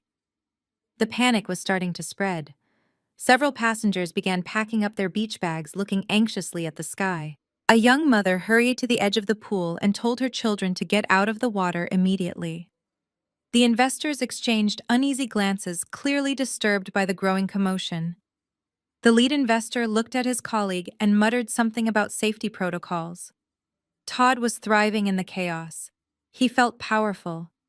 He believed that by tearing me down and positioning himself as the knowledgeable alpha male, he could win back the respect of the investors. He was putting the comfort and safety of hundreds of people at risk just to stroke his own shattered ego. Elias leaned over, looking at the screen. "Shall I send a security detail to escort him back to his cabin?" Captain Elias asked, his voice tight with barely suppressed anger. "He is actively causing a panic and using derogatory language regarding your command." I stared at the screen, watching Todd bask in the fearful attention of the crowd. Sending security would only validate his narrative. He would play the victim. He would tell those investors that I was silencing him because he knew the truth. He would spend the rest of the voyage whispering in the shadows, claiming he was a martyr who tried to warn everyone. "No, Mr. Elias," I said slowly, placing the tablet down on the console. "Do not send security. I am going to handle this personally." I stood up from the command chair and straightened my uniform. Todd wanted to talk about hydrodynamic drag. He wanted to play sailor in front of a crowd. I was going to give him the exact lesson he was asking for. "Captain, the squall is expected to break in about 10 minutes. The navigation officer called out from the radar station. "It will be brief, but we will see some moderate rain and wind." "Perfect," I replied. "Keep our current heading and speed. The Royal Azure is built to cut through this kind of weather like a hot knife through butter." I left the bridge and headed for the executive elevator. The ride down to Deck 12 felt incredibly slow, but it gave me time to center my thoughts. I was not going to yell. I was not going to let him see that his racist, misogynistic comments had affected me. I was going to dismantle him with cold, hard, undeniable facts. When the elevator doors opened onto the Lido deck, the atmosphere had noticeably shifted from relaxed vacation to tense apprehension. More people had gathered near the cabanas, drawn by Todd's loud, dramatic predictions of disaster. My mother Vivian and my sister Chloe had apparently heard the commotion and joined him. Chloe was nodding along with his every word, looking at the other passengers with an expression of shared concern. "It is completely unacceptable," Chloe was telling a nervous-looking elderly couple. "My husband knows all about marine navigation. We are actually considering filing a formal complaint with the cruise line because the captain is clearly out of her depth." Vivian stood beside her, arms crossed, looking very pleased that Todd was finally commanding the attention of the wealthy investors again. "See," Vivian told the lead investor loudly. "This is why you need a strong, intelligent man like Todd on your executive board. He anticipates disaster before it even strikes." I stepped out of the elevator vestibule and walked onto the teakwood decking. The wind had picked up slightly, catching the edges of my blazer, but I walked with purposeful, steady strides. The crowd of passengers parted instinctively as I approached the heavy gold stripes on my sleeves, commanding immediate respect. I stopped right at the edge of the pool, standing directly across from Todd and his captivated audience. The dark clouds loomed behind me, framing the exact moment I decided to completely shatter his illusion. "I hear we have a yachting expert on board," I announced, my voice projecting clearly over the wind and the murmur of the crowd. I locked eyes with Todd, watching the smug smile instantly freeze on his face. "Let us test that expertise, Todd." Todd swallowed hard, but his fragile ego refused to let him back down in front of the Silicon Valley men. He puffed out his chest and pointed a finger toward the dark clouds looming on the horizon. "I said what I said, Kendra," he shot back, trying to sound authoritative. "Any amateur sailor can see that you are steering this vessel directly into the trough of that squall. You are maximizing our hydrodynamic drag instead of avoiding the weather system entirely. You should have charted a course 50 nautical miles south." I nodded slowly, letting the silence stretch for a moment so every single passenger could hear my response. "Hydrodynamic drag," I repeated, letting the words roll off my tongue. "That is a very impressive sounding phrase, Todd. It is a shame you have absolutely no idea what it means." Todd's face tightened. "I know exactly what it means," he snapped. "If you knew what it meant, Todd," I replied, stepping right up to the edge of the cabana, "you would know that hydrodynamic drag refers to the resistance created by the friction of the water against the hull of the ship. It affects our fuel efficiency and top speed. It has absolutely nothing to do with how a vessel pitches or rolls in a weather system. Furthermore, a ship of this size does not steer into the trough of a wave to maintain stability. We steer into the swell at a slight angle to allow our active stabilizing fins to slice through the water and reduce lateral motion. That is why the ship is barely moving right now despite the wind." A few people in the crowd murmured, looking from Todd to me. The panic that had been building just moments ago was instantly replaced by genuine curiosity and amusement. Todd realized he had used the wrong buzzword, but he doubled down, desperately pivoting to his next point. "Fine," he stammered, waving his hand dismissively. "So you know a few vocabulary words from your little training manuals. But you cannot deny that you are driving us straight into a storm. Like I said, a competent captain would have diverted 50 nautical miles south to avoid the system entirely." I could not help but smile. It was a cold, predatory smile because Todd had just walked directly into a trap of his own making. I turned slightly to include the wealthy investors in the conversation, knowing exactly how much they valued calculated risk and accurate data. 50 nautical miles south," I said, projecting my voice clearly. "That is an interesting navigational strategy, Todd. Tell me, does your country club yachting expertise include basic maritime geography? Because if I had altered our course 50 nautical miles south, as you so confidently suggested, we would be plowing directly into the Great Bahama Bank. The water depth in that region drops to less than 20 feet. The Royal Azure has a draft of 28 feet. I paused, letting the undeniable mathematical reality sink in. If I took your advice, Todd, I would run a billion-dollar commercial vessel aground, tearing the hull open on a coral reef and triggering a massive international maritime disaster. But please tell me more about how you would navigate us to safety." The silence on the Lido deck was absolute. The only sound was the gentle sloshing of the water in the infinity pool and the steady hum of the wind. Todd stood completely frozen, his mouth slightly open but unable to form a single word. He looked like a deer caught in the headlights of a freight train. Chloe, who had been standing proudly next to him just moments before, suddenly took a step back, physically distancing herself from the profound humiliation radiating from her husband. My mother Vivian looked down at the teak wood floor, refusing to make eye contact with anyone. The lead investor, a man who built his entire fortune on identifying capable leaders and exposing frauds, let out a harsh, dry laugh. He reached over and picked up his expensive leather portfolio from the lounge chair. He looked at Todd with an expression of pure, unadulterated disgust.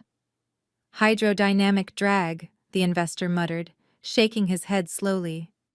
"You know, Todd, when you pitched your tech startup to us, you used a lot of big words too. You promised us seamless integration and unparalleled market synergy.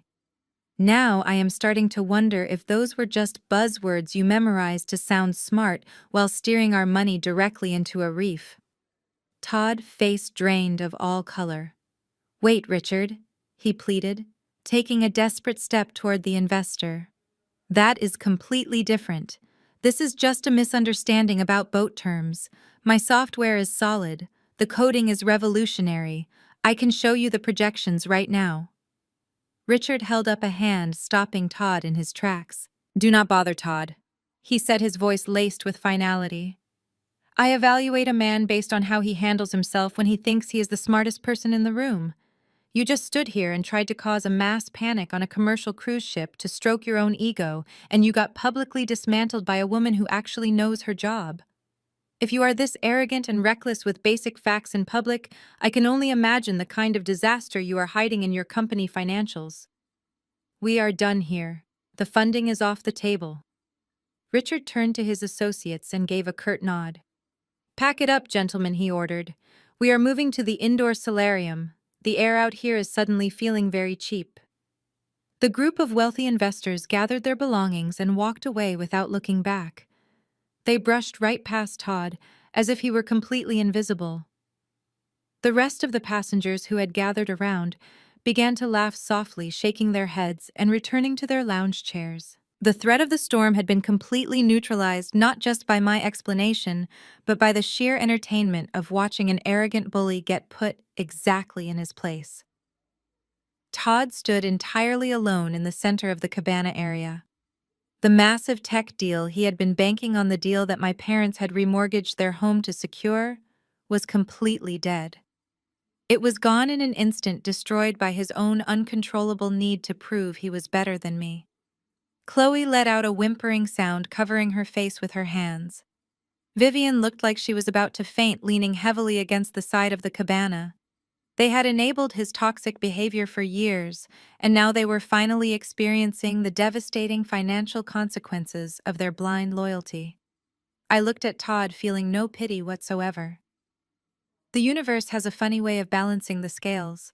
You spent your entire life trying to make other people feel small so you could feel big. I stepped closer to him, lowering my voice so only he and my family could hear me.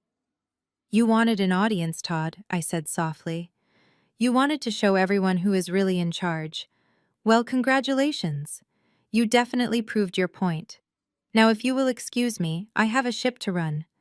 And since you are no longer occupied with your vital tech meetings, I highly suggest you go enjoy the complimentary tap water on deck 4. I turned my back on them and walked away. The wind was picking up as the edge of the squall finally reached us, bringing a refreshing mist of cool rain across the deck. I walked back to the executive elevator feeling lighter than I had in years. For the first time in my life, my family had seen me not as their punching bag, but as an absolute force of nature. And the voyage was only just beginning. I did not go straight back to my command chair when I reached the bridge. Instead, I walked over to the dedicated security monitoring station and pulled up the archived footage from the Lido deck. I needed to see exactly what happened after I walked away. I needed to gauge just how dangerous Todd was going to be now that his billionaire disguise had been completely ripped away in front of his intended victims. On the high-definition screen, I watched the crowd disperse, leaving Todd and my family standing alone in the tropical rain.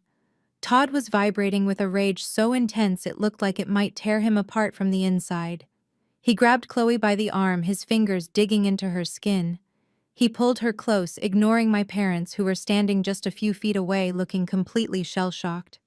I turned up the isolated audio feed. Todd's voice was a harsh, venomous whisper. I am going to end her career tonight, he hissed to Chloe, his eyes darting frantically toward the security cameras, though he had no idea I was actually watching. She thinks she can humiliate me like that. She thinks she is untouchable because she is sitting up in that bridge. I am going to tear her down. I am going to make sure she never sets foot on a ship again. Chloe looked terrified, but she did not pull away. She just nodded, her face pale and streaked with ruined makeup. Okay, Todd, she whispered back. Just do whatever you have to do to fix this. I reached out and paused the footage. The threat was clear. Todd was a wounded animal backed into a corner of his own making. He had lost his funding, he had lost his prestige, and he was currently sleeping in a windowless room next to the diesel engines. He was desperate, and a desperate man with a background in software development was a specific kind of liability on a highly digitized modern cruise ship. I spent the next few hours meticulously reviewing the ship's security protocols. The squall passed quickly, just as my navigation officer had predicted, leaving behind a beautiful, clear evening over the Atlantic. The ship settled into a calm, luxurious rhythm as the thousands of passengers began preparing for the highly anticipated Captain's Gala. At 1900 hours, the bridge was bathed in the soft glow of instrument panels. I was dressed in my formal evening uniform, the heavy gold epaulets resting perfectly on my shoulders, the brass buttons polished to a mirror shine. I was scheduled to make my grand entrance in the main ballroom in exactly 1 hour to deliver the traditional welcome toast. I was just reviewing my speech when a sharp, piercing digital chime cut through the quiet hum of the bridge. It was not the general emergency alarm.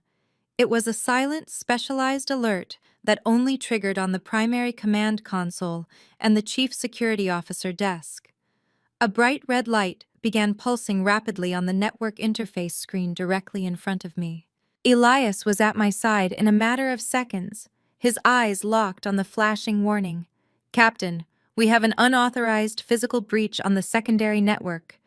Elias reported, his voice tight with immediate concern. Where I asked, pulling up the digital schematic of the ship. "Deck 4 aft corridor." Elias answered, tapping the screen to isolate the location. "It is server room beta. Someone has physically bypassed the magnetic lock on the maintenance panel and tapped directly into the hardware. Deck 4, the exact same deck where my family had been banished." I brought up the nearest CCTV camera feed. The corridor itself was empty, but the heavy metal door to the maintenance closet, which was supposed to be restricted to senior IT staff, was slightly ajar. "What network are they trying to access?" I asked, my fingers flying across the keyboard to trace the digital intrusion.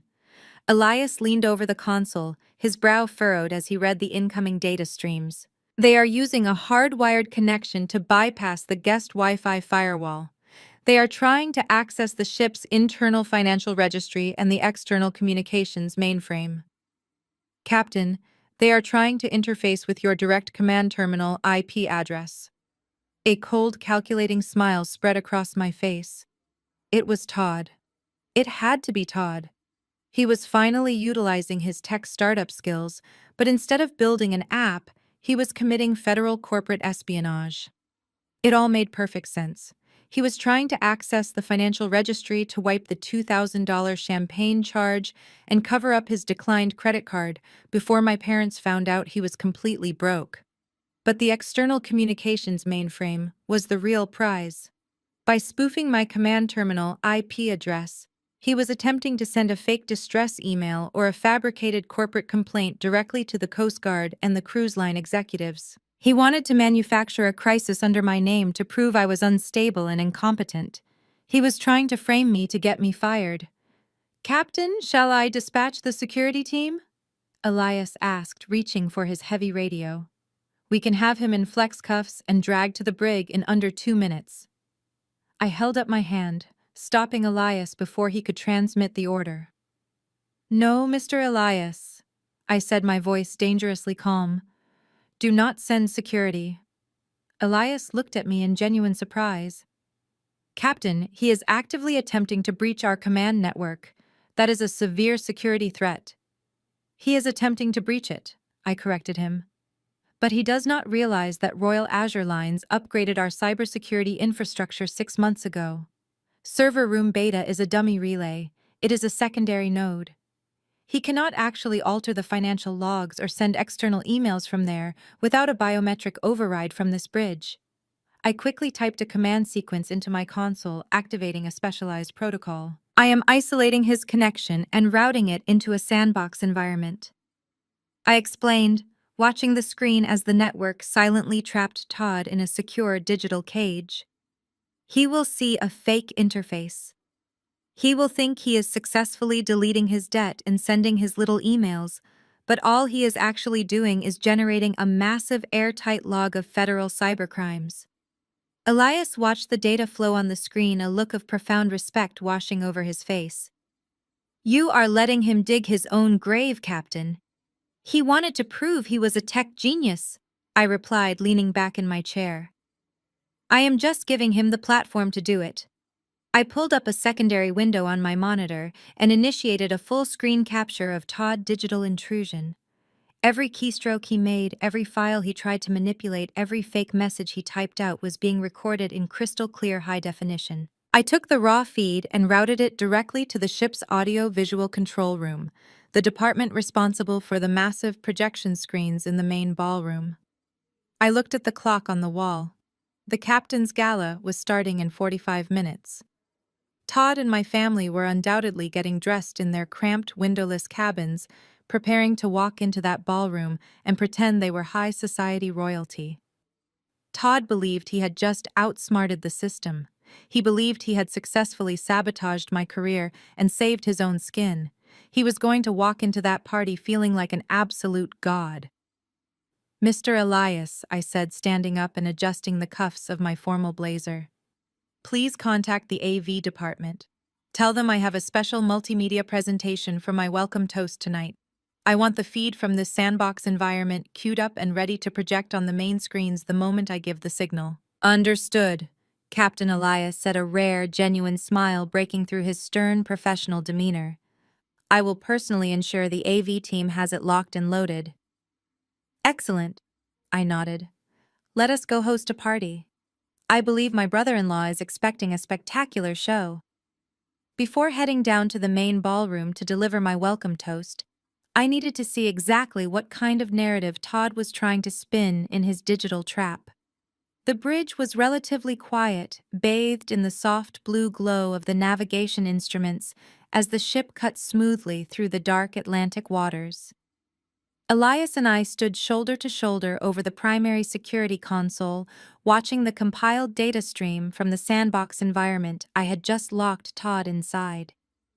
The high-definition camera in the Deck 4 aft corridor provided a crystal-clear view of the physical breach.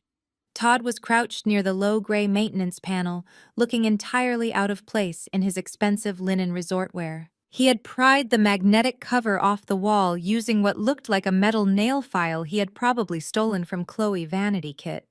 He had a small, sleek black laptop balanced precariously on his knee, connected via a thick USB cable directly into the dummy diagnostic port. He was sweating profusely, wiping his forehead with the back of his sleeve and darting his eyes nervously up and down the empty hallway like a paranoid thief.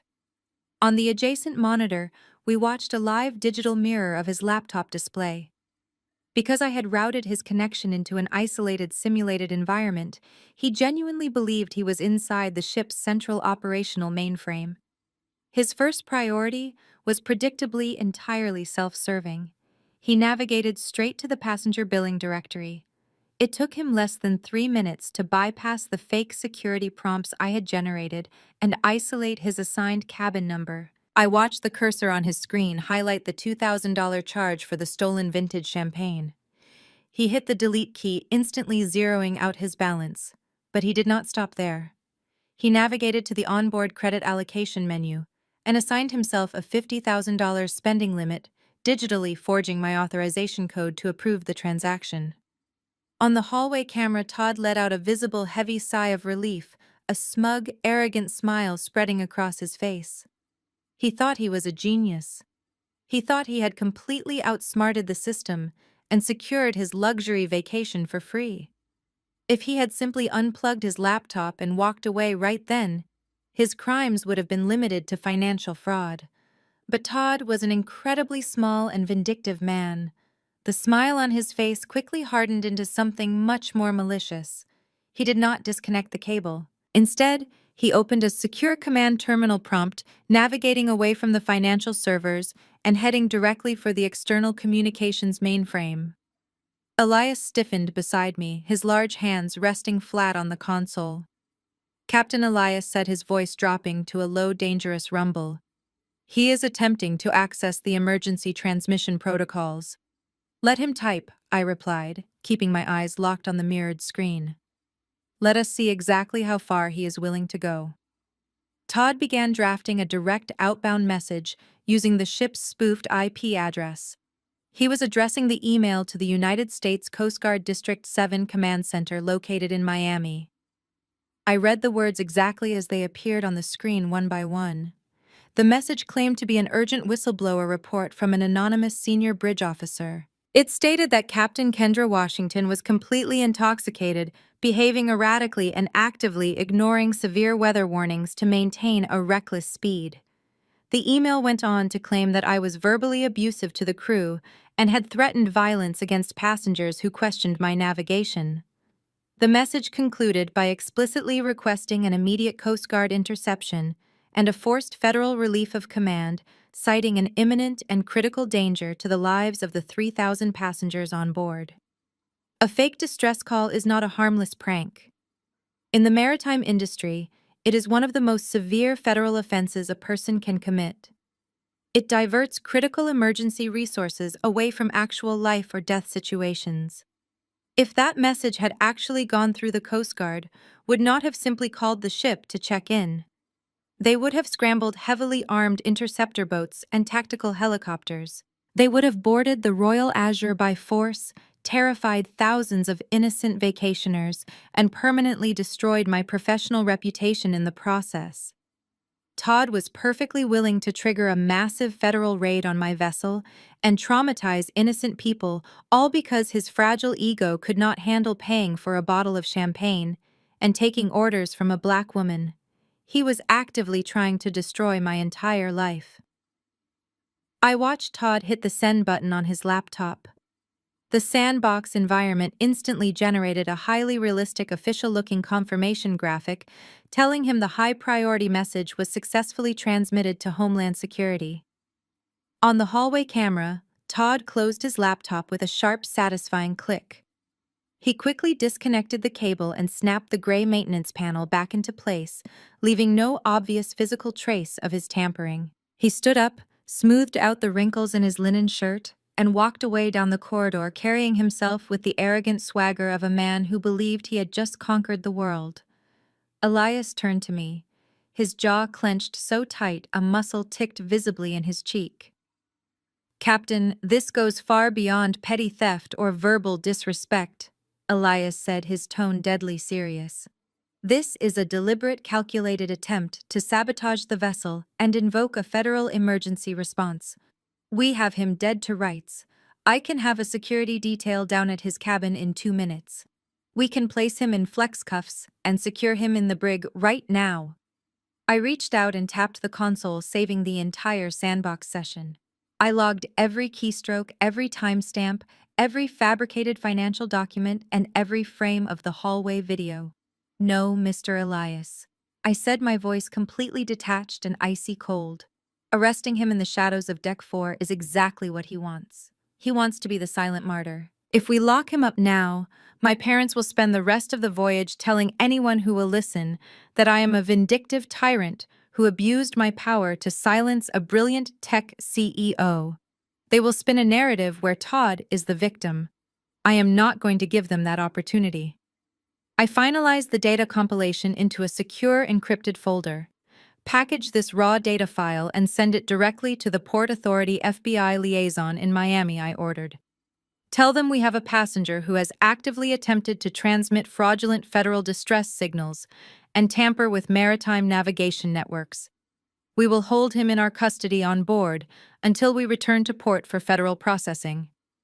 Elias nodded sharply, tapping his own screen to execute the secure data transfer to the mainland authorities.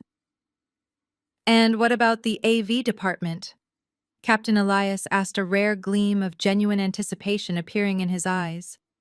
"Do they still get their copy for the gala tonight?" "Oh, absolutely," I said, a cold thrill settling deep in my chest. "Send the high-definition video file of him physically hacking the panel and the exact screen capture of his fake Coast Guard email to the ballroom control booth. Have them cue it up to the primary projector system." I turned away from the monitors and walked over to the reflective glass of the bridge windows. I looked at my reflection, checking the alignment of my uniform. The gold stripes gleamed flawlessly under the lights. The investigation was complete, and the evidence was completely irrefutable. For my entire life, my family had demanded that I shrink myself to make room for their delusions. They had celebrated Todd as a genius while treating me like a servant. Todd believed he was going to walk into that ballroom tonight as the secret mastermind who had just saved the ship from a disastrous captain. He was expecting to drink free cocktails and bask in his own perceived brilliance. I adjusted the cuffs of my blazer one last time, taking a deep, steadying breath. It was time to give my brother-in-law the exact level of public recognition he deserved. I turned back to Elias and gave a curt nod. "The bridge is yours, Mr. Elias. I have a party to host." I stepped out of the executive elevator onto Deck 6, and the sound of a live string quartet immediately washed over me. The Starlight Ballroom was the crown jewel of the Royal Azure. It was a massive multi-level space decorated in deep navy and gold, with towering crystal chandeliers that cast a warm, elegant glow over the 500 elite guests in attendance. Waiters in white tuxedos glided through the crowd, carrying trays of top-shelf champagne and caviar canapes. It was a room designed to celebrate the pinnacle of wealth and success. I stood on the mezzanine balcony overlooking the main floor, hidden from view for a moment, to survey the room before my official introduction. It did not take me long to spot my family. They had planted themselves right in the center of the room near the primary ice sculpture, determined to be the center of attention. Chloe was the first person who caught my eye. She was wearing a breathtaking emerald green designer gown featuring intricate beadwork and a sweeping train. I recognized the dress immediately. It was the exclusive display piece from the high-end boutique on Deck 7, a dress that retailed for nearly $8,000. A cold suspicion crept into my mind. I pulled my secure comms device from my pocket and sent a quick text to Maria, the chief purser, asking her to verify how my sister acquired the gown, given the hard lock on her financial account. Maria replied less than a minute later. The message confirmed exactly what I suspected.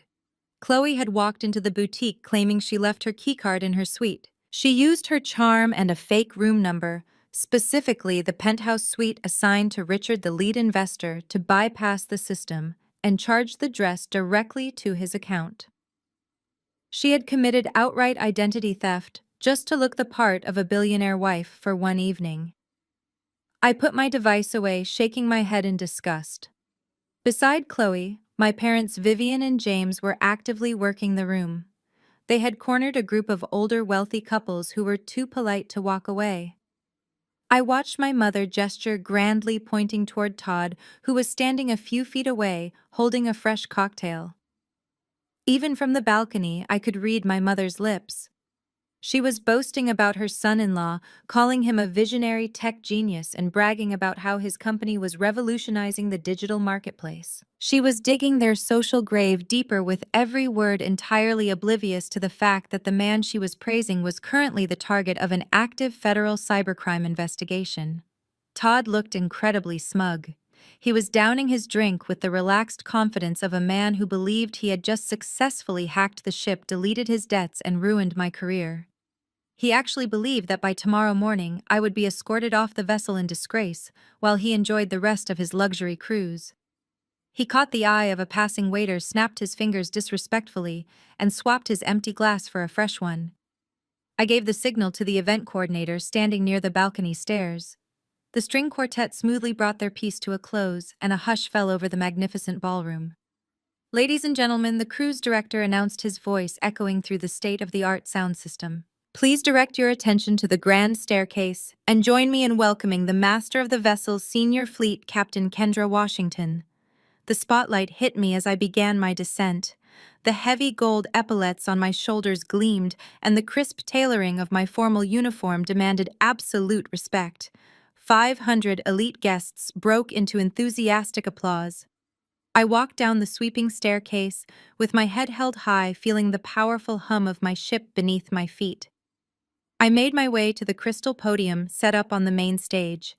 The massive digital projection screens behind me displayed the elegant gold and navy logo of the Royal Azure. I looked out over the sea of faces, my eyes scanning the crowd until they landed directly on my family. Chloe was smiling, pretending to be the proud sister for the benefit of the wealthy women standing next to her. Vivian and James were clapping politely, though their eyes were cold and resentful. Todd simply smirked, taking a slow, arrogant sip of his stolen champagne. Good evening, everyone, I began, my voice projecting clearly through the microphone, commanding the complete attention of the room. It is my absolute honor to welcome you to the Captain's Gala. We have gathered tonight to celebrate the beauty of the ocean, the luxury of this magnificent vessel, and the remarkable people who sail with us. I paused, offering a warm professional smile to the crowd, before letting my gaze lock onto Todd. Speaking of remarkable people, I continued, my tone shifting from formal hospitality to a sharp, calculated edge. We have a very unique guest with us tonight, a man who claims to be at the absolute forefront of digital innovation. In fact, he has spent the entire day assuring anyone who will listen that his technological expertise is far superior to the systems that run this billion-dollar ship. The crowd chuckled softly, assuming this was a light-hearted piece of interactive entertainment. Todd puffed out his chest, standing a little taller. He completely missed the danger in my voice. He thought I was finally surrendering. He thought I was publicly acknowledging his superiority because he had successfully hacked my network and forced my hand. My brother-in-law, Todd, I announced, extending my hand toward him. Todd, why do you not come up here and join me on stage? I believe a tech genius of your caliber deserves the opportunity to explain his innovative solutions to this esteemed crowd. My mother, Vivian, beamed with pride, gently pushing Todd forward. Go on, honey, she whispered loudly. Tell them about your company. Todd handed his glass to Chloe and practically strutted up to the stage. He adjusted his linen blazer, flashing a $1 million smile at the audience. He stepped up to the podium, standing right next to me, and confidently reached for the microphone. He was drunk on free liquor and completely intoxicated by his own massive ego. Thank you, Captain Todd, said his voice dripping with condescension. It is true, I do have a background in complex network architecture. My startup focuses on seamless data integration and disrupting traditional security firewalls. It is all about finding the vulnerabilities in outdated systems and exploiting them for maximum efficiency. He looked out at the crowd, specifically trying to make eye contact with Richard and the other Silicon Valley investors, hoping to win them back with his buzzwords. Exploiting vulnerabilities. I repeated, stepping slightly to the side to give him the full spotlight. That is a fascinating choice of words, Todd. Tell me, does that innovative portfolio of yours include corporate espionage? Todd frowned, his confident smile faltering for a fraction of a second. Excuse me? He asked, leaning away from the microphone. I did not repeat the question. Instead, I looked to the back of the room where Chief Officer Elias was standing near the audio-visual control booth. I gave Elias a single sharp nod. The lighting in the ballroom dimmed instantly. The massive digital screens behind the podium flickered. The elegant Royal Azure logo vanished. A collective gasp rippled through the ballroom of 500 guests. Todd turned around to look at the screens, and the color instantly drained from his face, leaving him a sickly pale white. Projected in massive high-definition video for the entire elite echelon of the ship to see was the Deck 4 aft corridor. The footage clearly showed Todd crouched on the floor, sweating and terrified, using a stolen nail file to pry open a restricted maintenance panel. The video played in a continuous loop, showing him plugging his black laptop directly into the ship's hardware. But the presentation did not stop there. A secondary window opened on the massive screens, displaying the exact mirrored capture of his laptop display. The audience watched in stunned, horrified silence as Todd Cursor navigated to the passenger billing directory. They watched him illegally delete his $2,000 champagne debt and forge a $50,000 onboard credit line using my stolen authorization code. Then the final piece of evidence appeared on the screen: the fake Coast Guard distress email. Every single word of his fabricated report, claiming I was intoxicated, abusive, and a danger to the ship, was projected in 10-foot-high letters for everyone to read. The silence in the ballroom was deafening. The wealthy investors Vivian had just been boasting to stepped away from her in absolute disgust. Richard, The lead investor simply shook his head, pulling his phone from his pocket, likely calling his legal team to ensure his firm was completely severed from Todd failing company. Chloe stood frozen in the center of the room, her hands covering her mouth. The women who had been admiring her emerald green dress moments before were now looking at her with profound suspicion.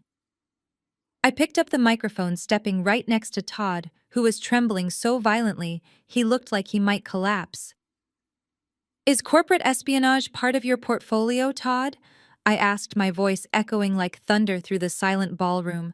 "Or was this just a desperate attempt to delete your debts and avoid paying for your wife's stolen dress?" Chloe let out a sharp, hysterical shriek. "Stolen!" she cried out. "Yes, Chloe," I answered, not breaking eye contact with Todd. "Maria from guest services verified it 5 minutes ago. You charged that $8,000 gown to Penthouse Suite 1004. You committed identity theft because your husband has completely bankrupted your family."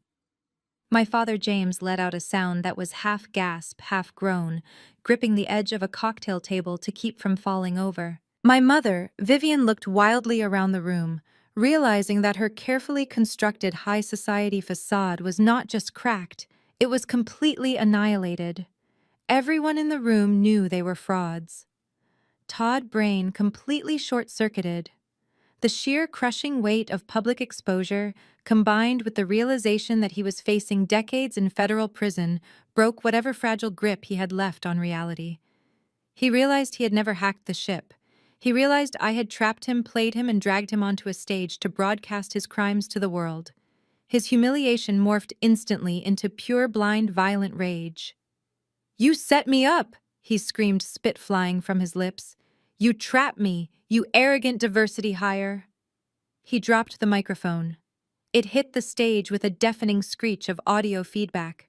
With his face twisted into an ugly mask of hatred, Todd lunged directly at me, his hands reaching aggressively for my throat.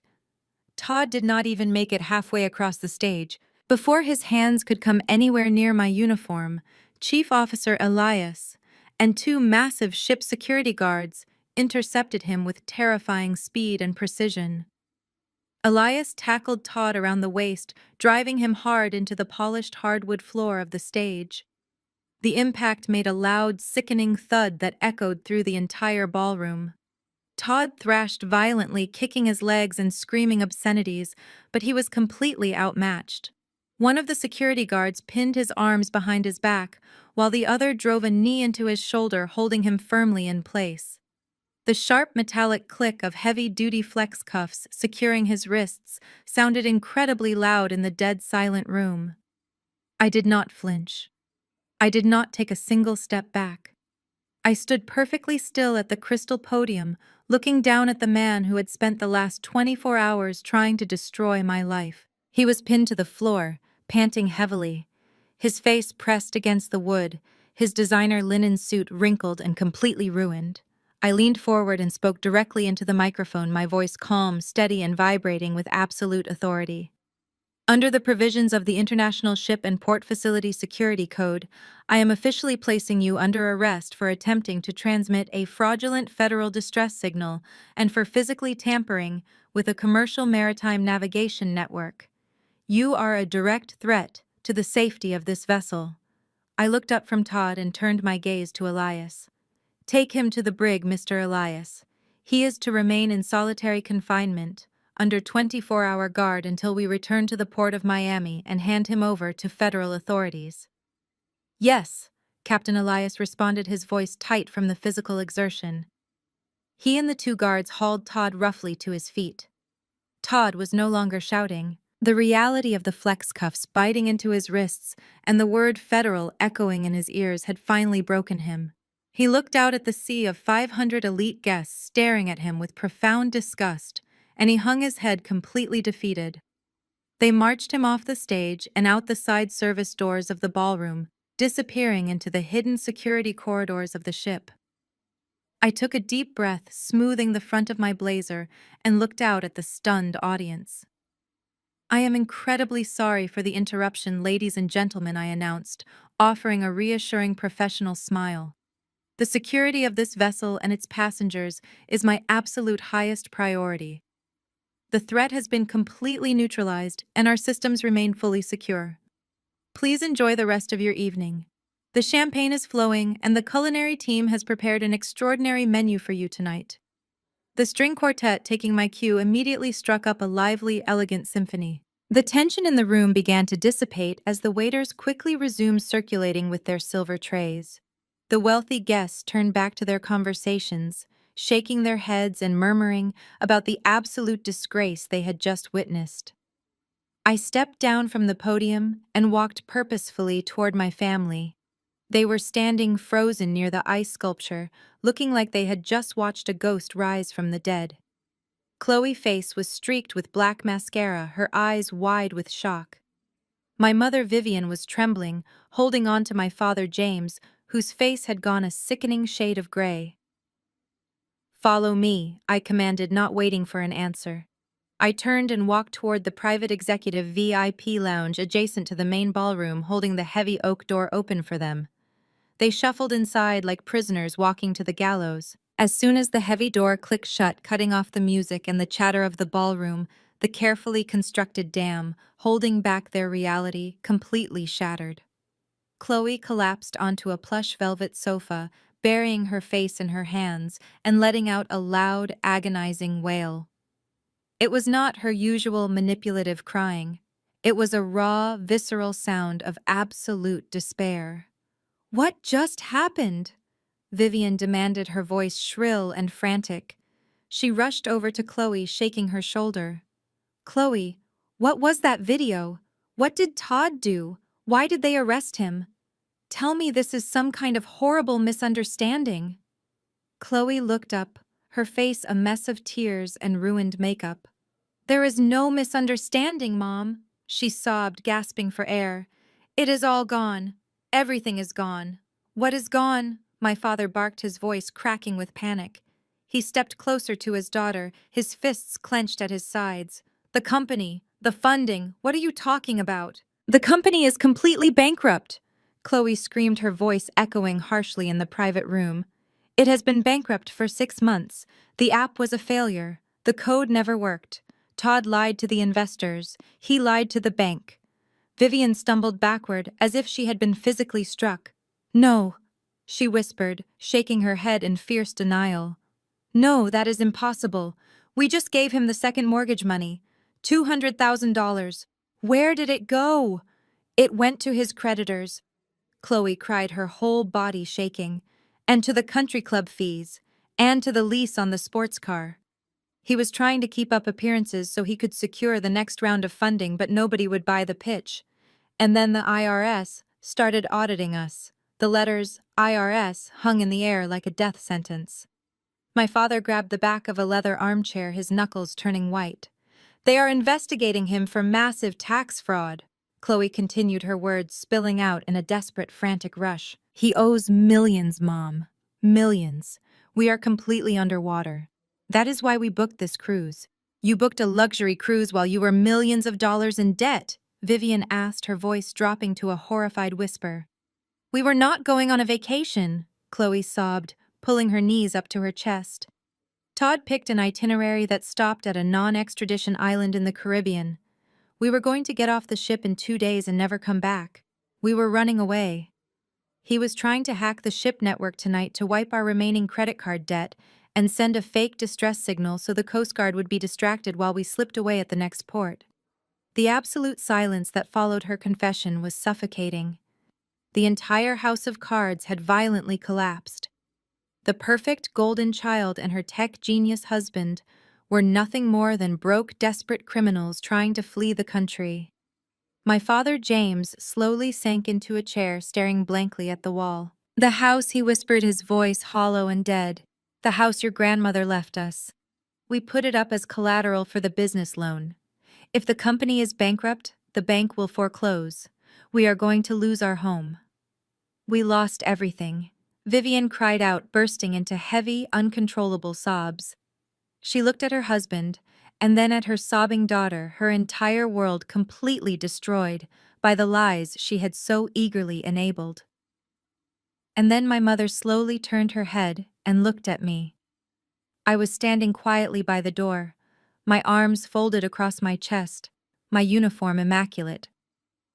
I watched the desperation register in her eyes, the realization that I was the only person left in the room who actually had money power and stability.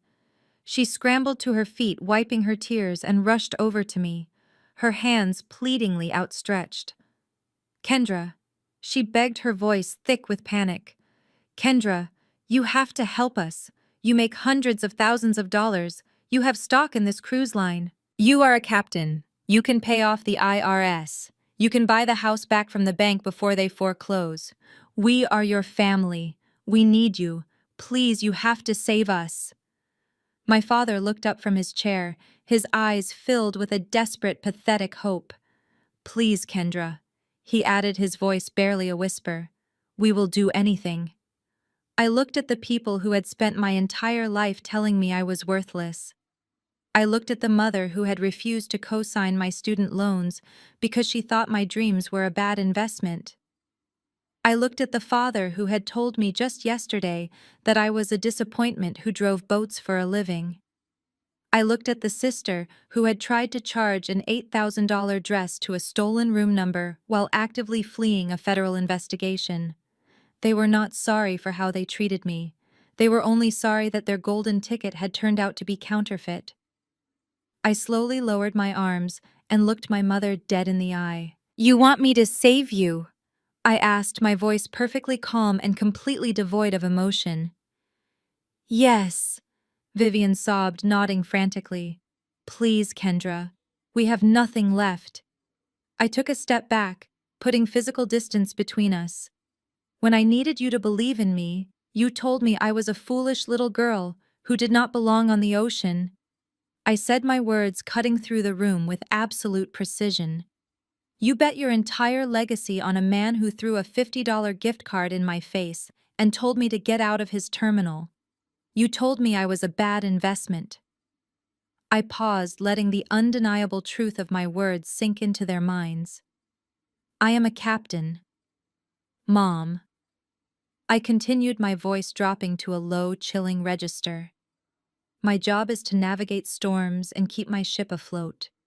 But your ship, you put the holes in it yourselves, and I am not going down with you.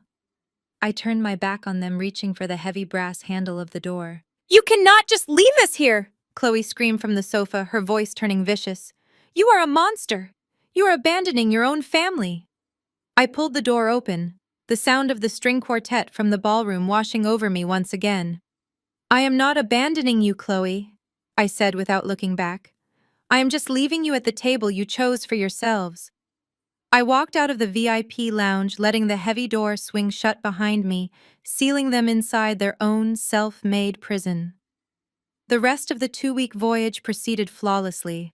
I commanded my ship with the precision and grace I had spent 15 years perfecting. I dined with the wealthy investors who now treated me with profound respect, having witnessed my ability to handle a crisis under immense pressure. I guided the Royal Azure through the crystal-clear waters of the Caribbean, ensuring my passengers had the vacation of a lifetime. And down on Deck 4, in a windowless room next to the diesel engines, my parents and my sister sat in agonizing silence, eating the complimentary buffet food and waiting for the inevitable end. Todd remained locked in solitary confinement, in the brig, eating basic rations and speaking to absolutely no one. 14 days later, the brilliant Miami skyline appeared on the horizon. The early morning sun reflected off the glass skyscrapers as I expertly navigated the massive vessel through the channel and guided her smoothly into her designated berth at the port terminal. The heavy mooring lines were secured and the gangways were lowered. I stood on the bridge wing high above the bustling port, looking down at the concrete pier. Waiting directly at the base of the primary gangway were 3 black SUV vehicles with their lights flashing. 5 federal agents, wearing dark windbreakers with FBI printed in bright yellow letters, stood waiting alongside 4 armed Port Authority police officers. I watched as ship security escorted Todd down the gangway. He was still wearing the same wrinkled linen suit he had worn on the night of the gala. His hands were heavily cuffed behind his back, and his head was hung so low his chin rested on his chest. He looked small, pathetic, and entirely broken. The federal agents immediately took custody of him, reading him his rights and shoving him into the back of one of the black vehicles. A few minutes later, my family emerged from the standard passenger gangway. They dragged their heavy luggage behind them, moving slowly and aimlessly. They were entirely alone. They had no driver waiting for them. They had no VIP terminal access. They had no home to return to in Atlanta, and no money to buy a plane ticket. Vivian, James, and Chloe stood on the hot concrete of the Miami port, surrounded by thousands of happy vacationers heading home to their normal lives. They looked lost, completely stripped of their arrogance and their illusions. Chloe happened to look up. She shielded her eyes from the bright Florida sun and looked toward the towering bridge of the Royal Azure. I stepped forward to the very edge of the bridge wing, ensuring she could see me clearly against the blue sky. I was dressed in my crisp white uniform, the gold stripes catching the morning light. Chloe nudged my mother. Vivian and James looked up, staring at the woman they had cast aside, the woman who now commanded an empire. I did not smile. I did not wave. I simply stood at perfect military attention, raised my right hand, and executed one final sharp, crisp salute. Then I turned my back on them and walked back inside the bridge. The heavy glass doors slid shut behind me, blocking out the noise of the port. The air conditioning was cool, and the bridge was quiet and calm. Elias was waiting by the command console, holding a fresh cup of black coffee for me. All passengers disembarked and accounted for. Captain Elias reported, handing me the mug. The Port Authority has cleared our security logs. We are fully restocked and ready for the next manifest. I took a sip of the hot coffee, feeling a deep, profound sense of peace settle over my entire body. I had finally severed the chains of their toxic expectations. I had reclaimed my narrative and protected my sanctuary. I was no longer the family scapegoat. I was exactly who I was born to be. "Excellent, Mr. Elias," I said, setting the mug down and taking my seat in the command chair. "Secure all gangways. Prepare the crew for departure. Let us set sail." As the massive engines hummed to life beneath me, pushing the ship away from the dock and out toward the endless open ocean, I knew I was finally truly free. Have you ever had to walk away from people who tried to pull you under just to keep yourself afloat? Let me know your stories in the comments below. Do not forget to like this video and subscribe to the channel if you believe that the best revenge is simply a life well lived. Until next time, keep steering your own ship and never let anyone tell you that you do not belong at the helm.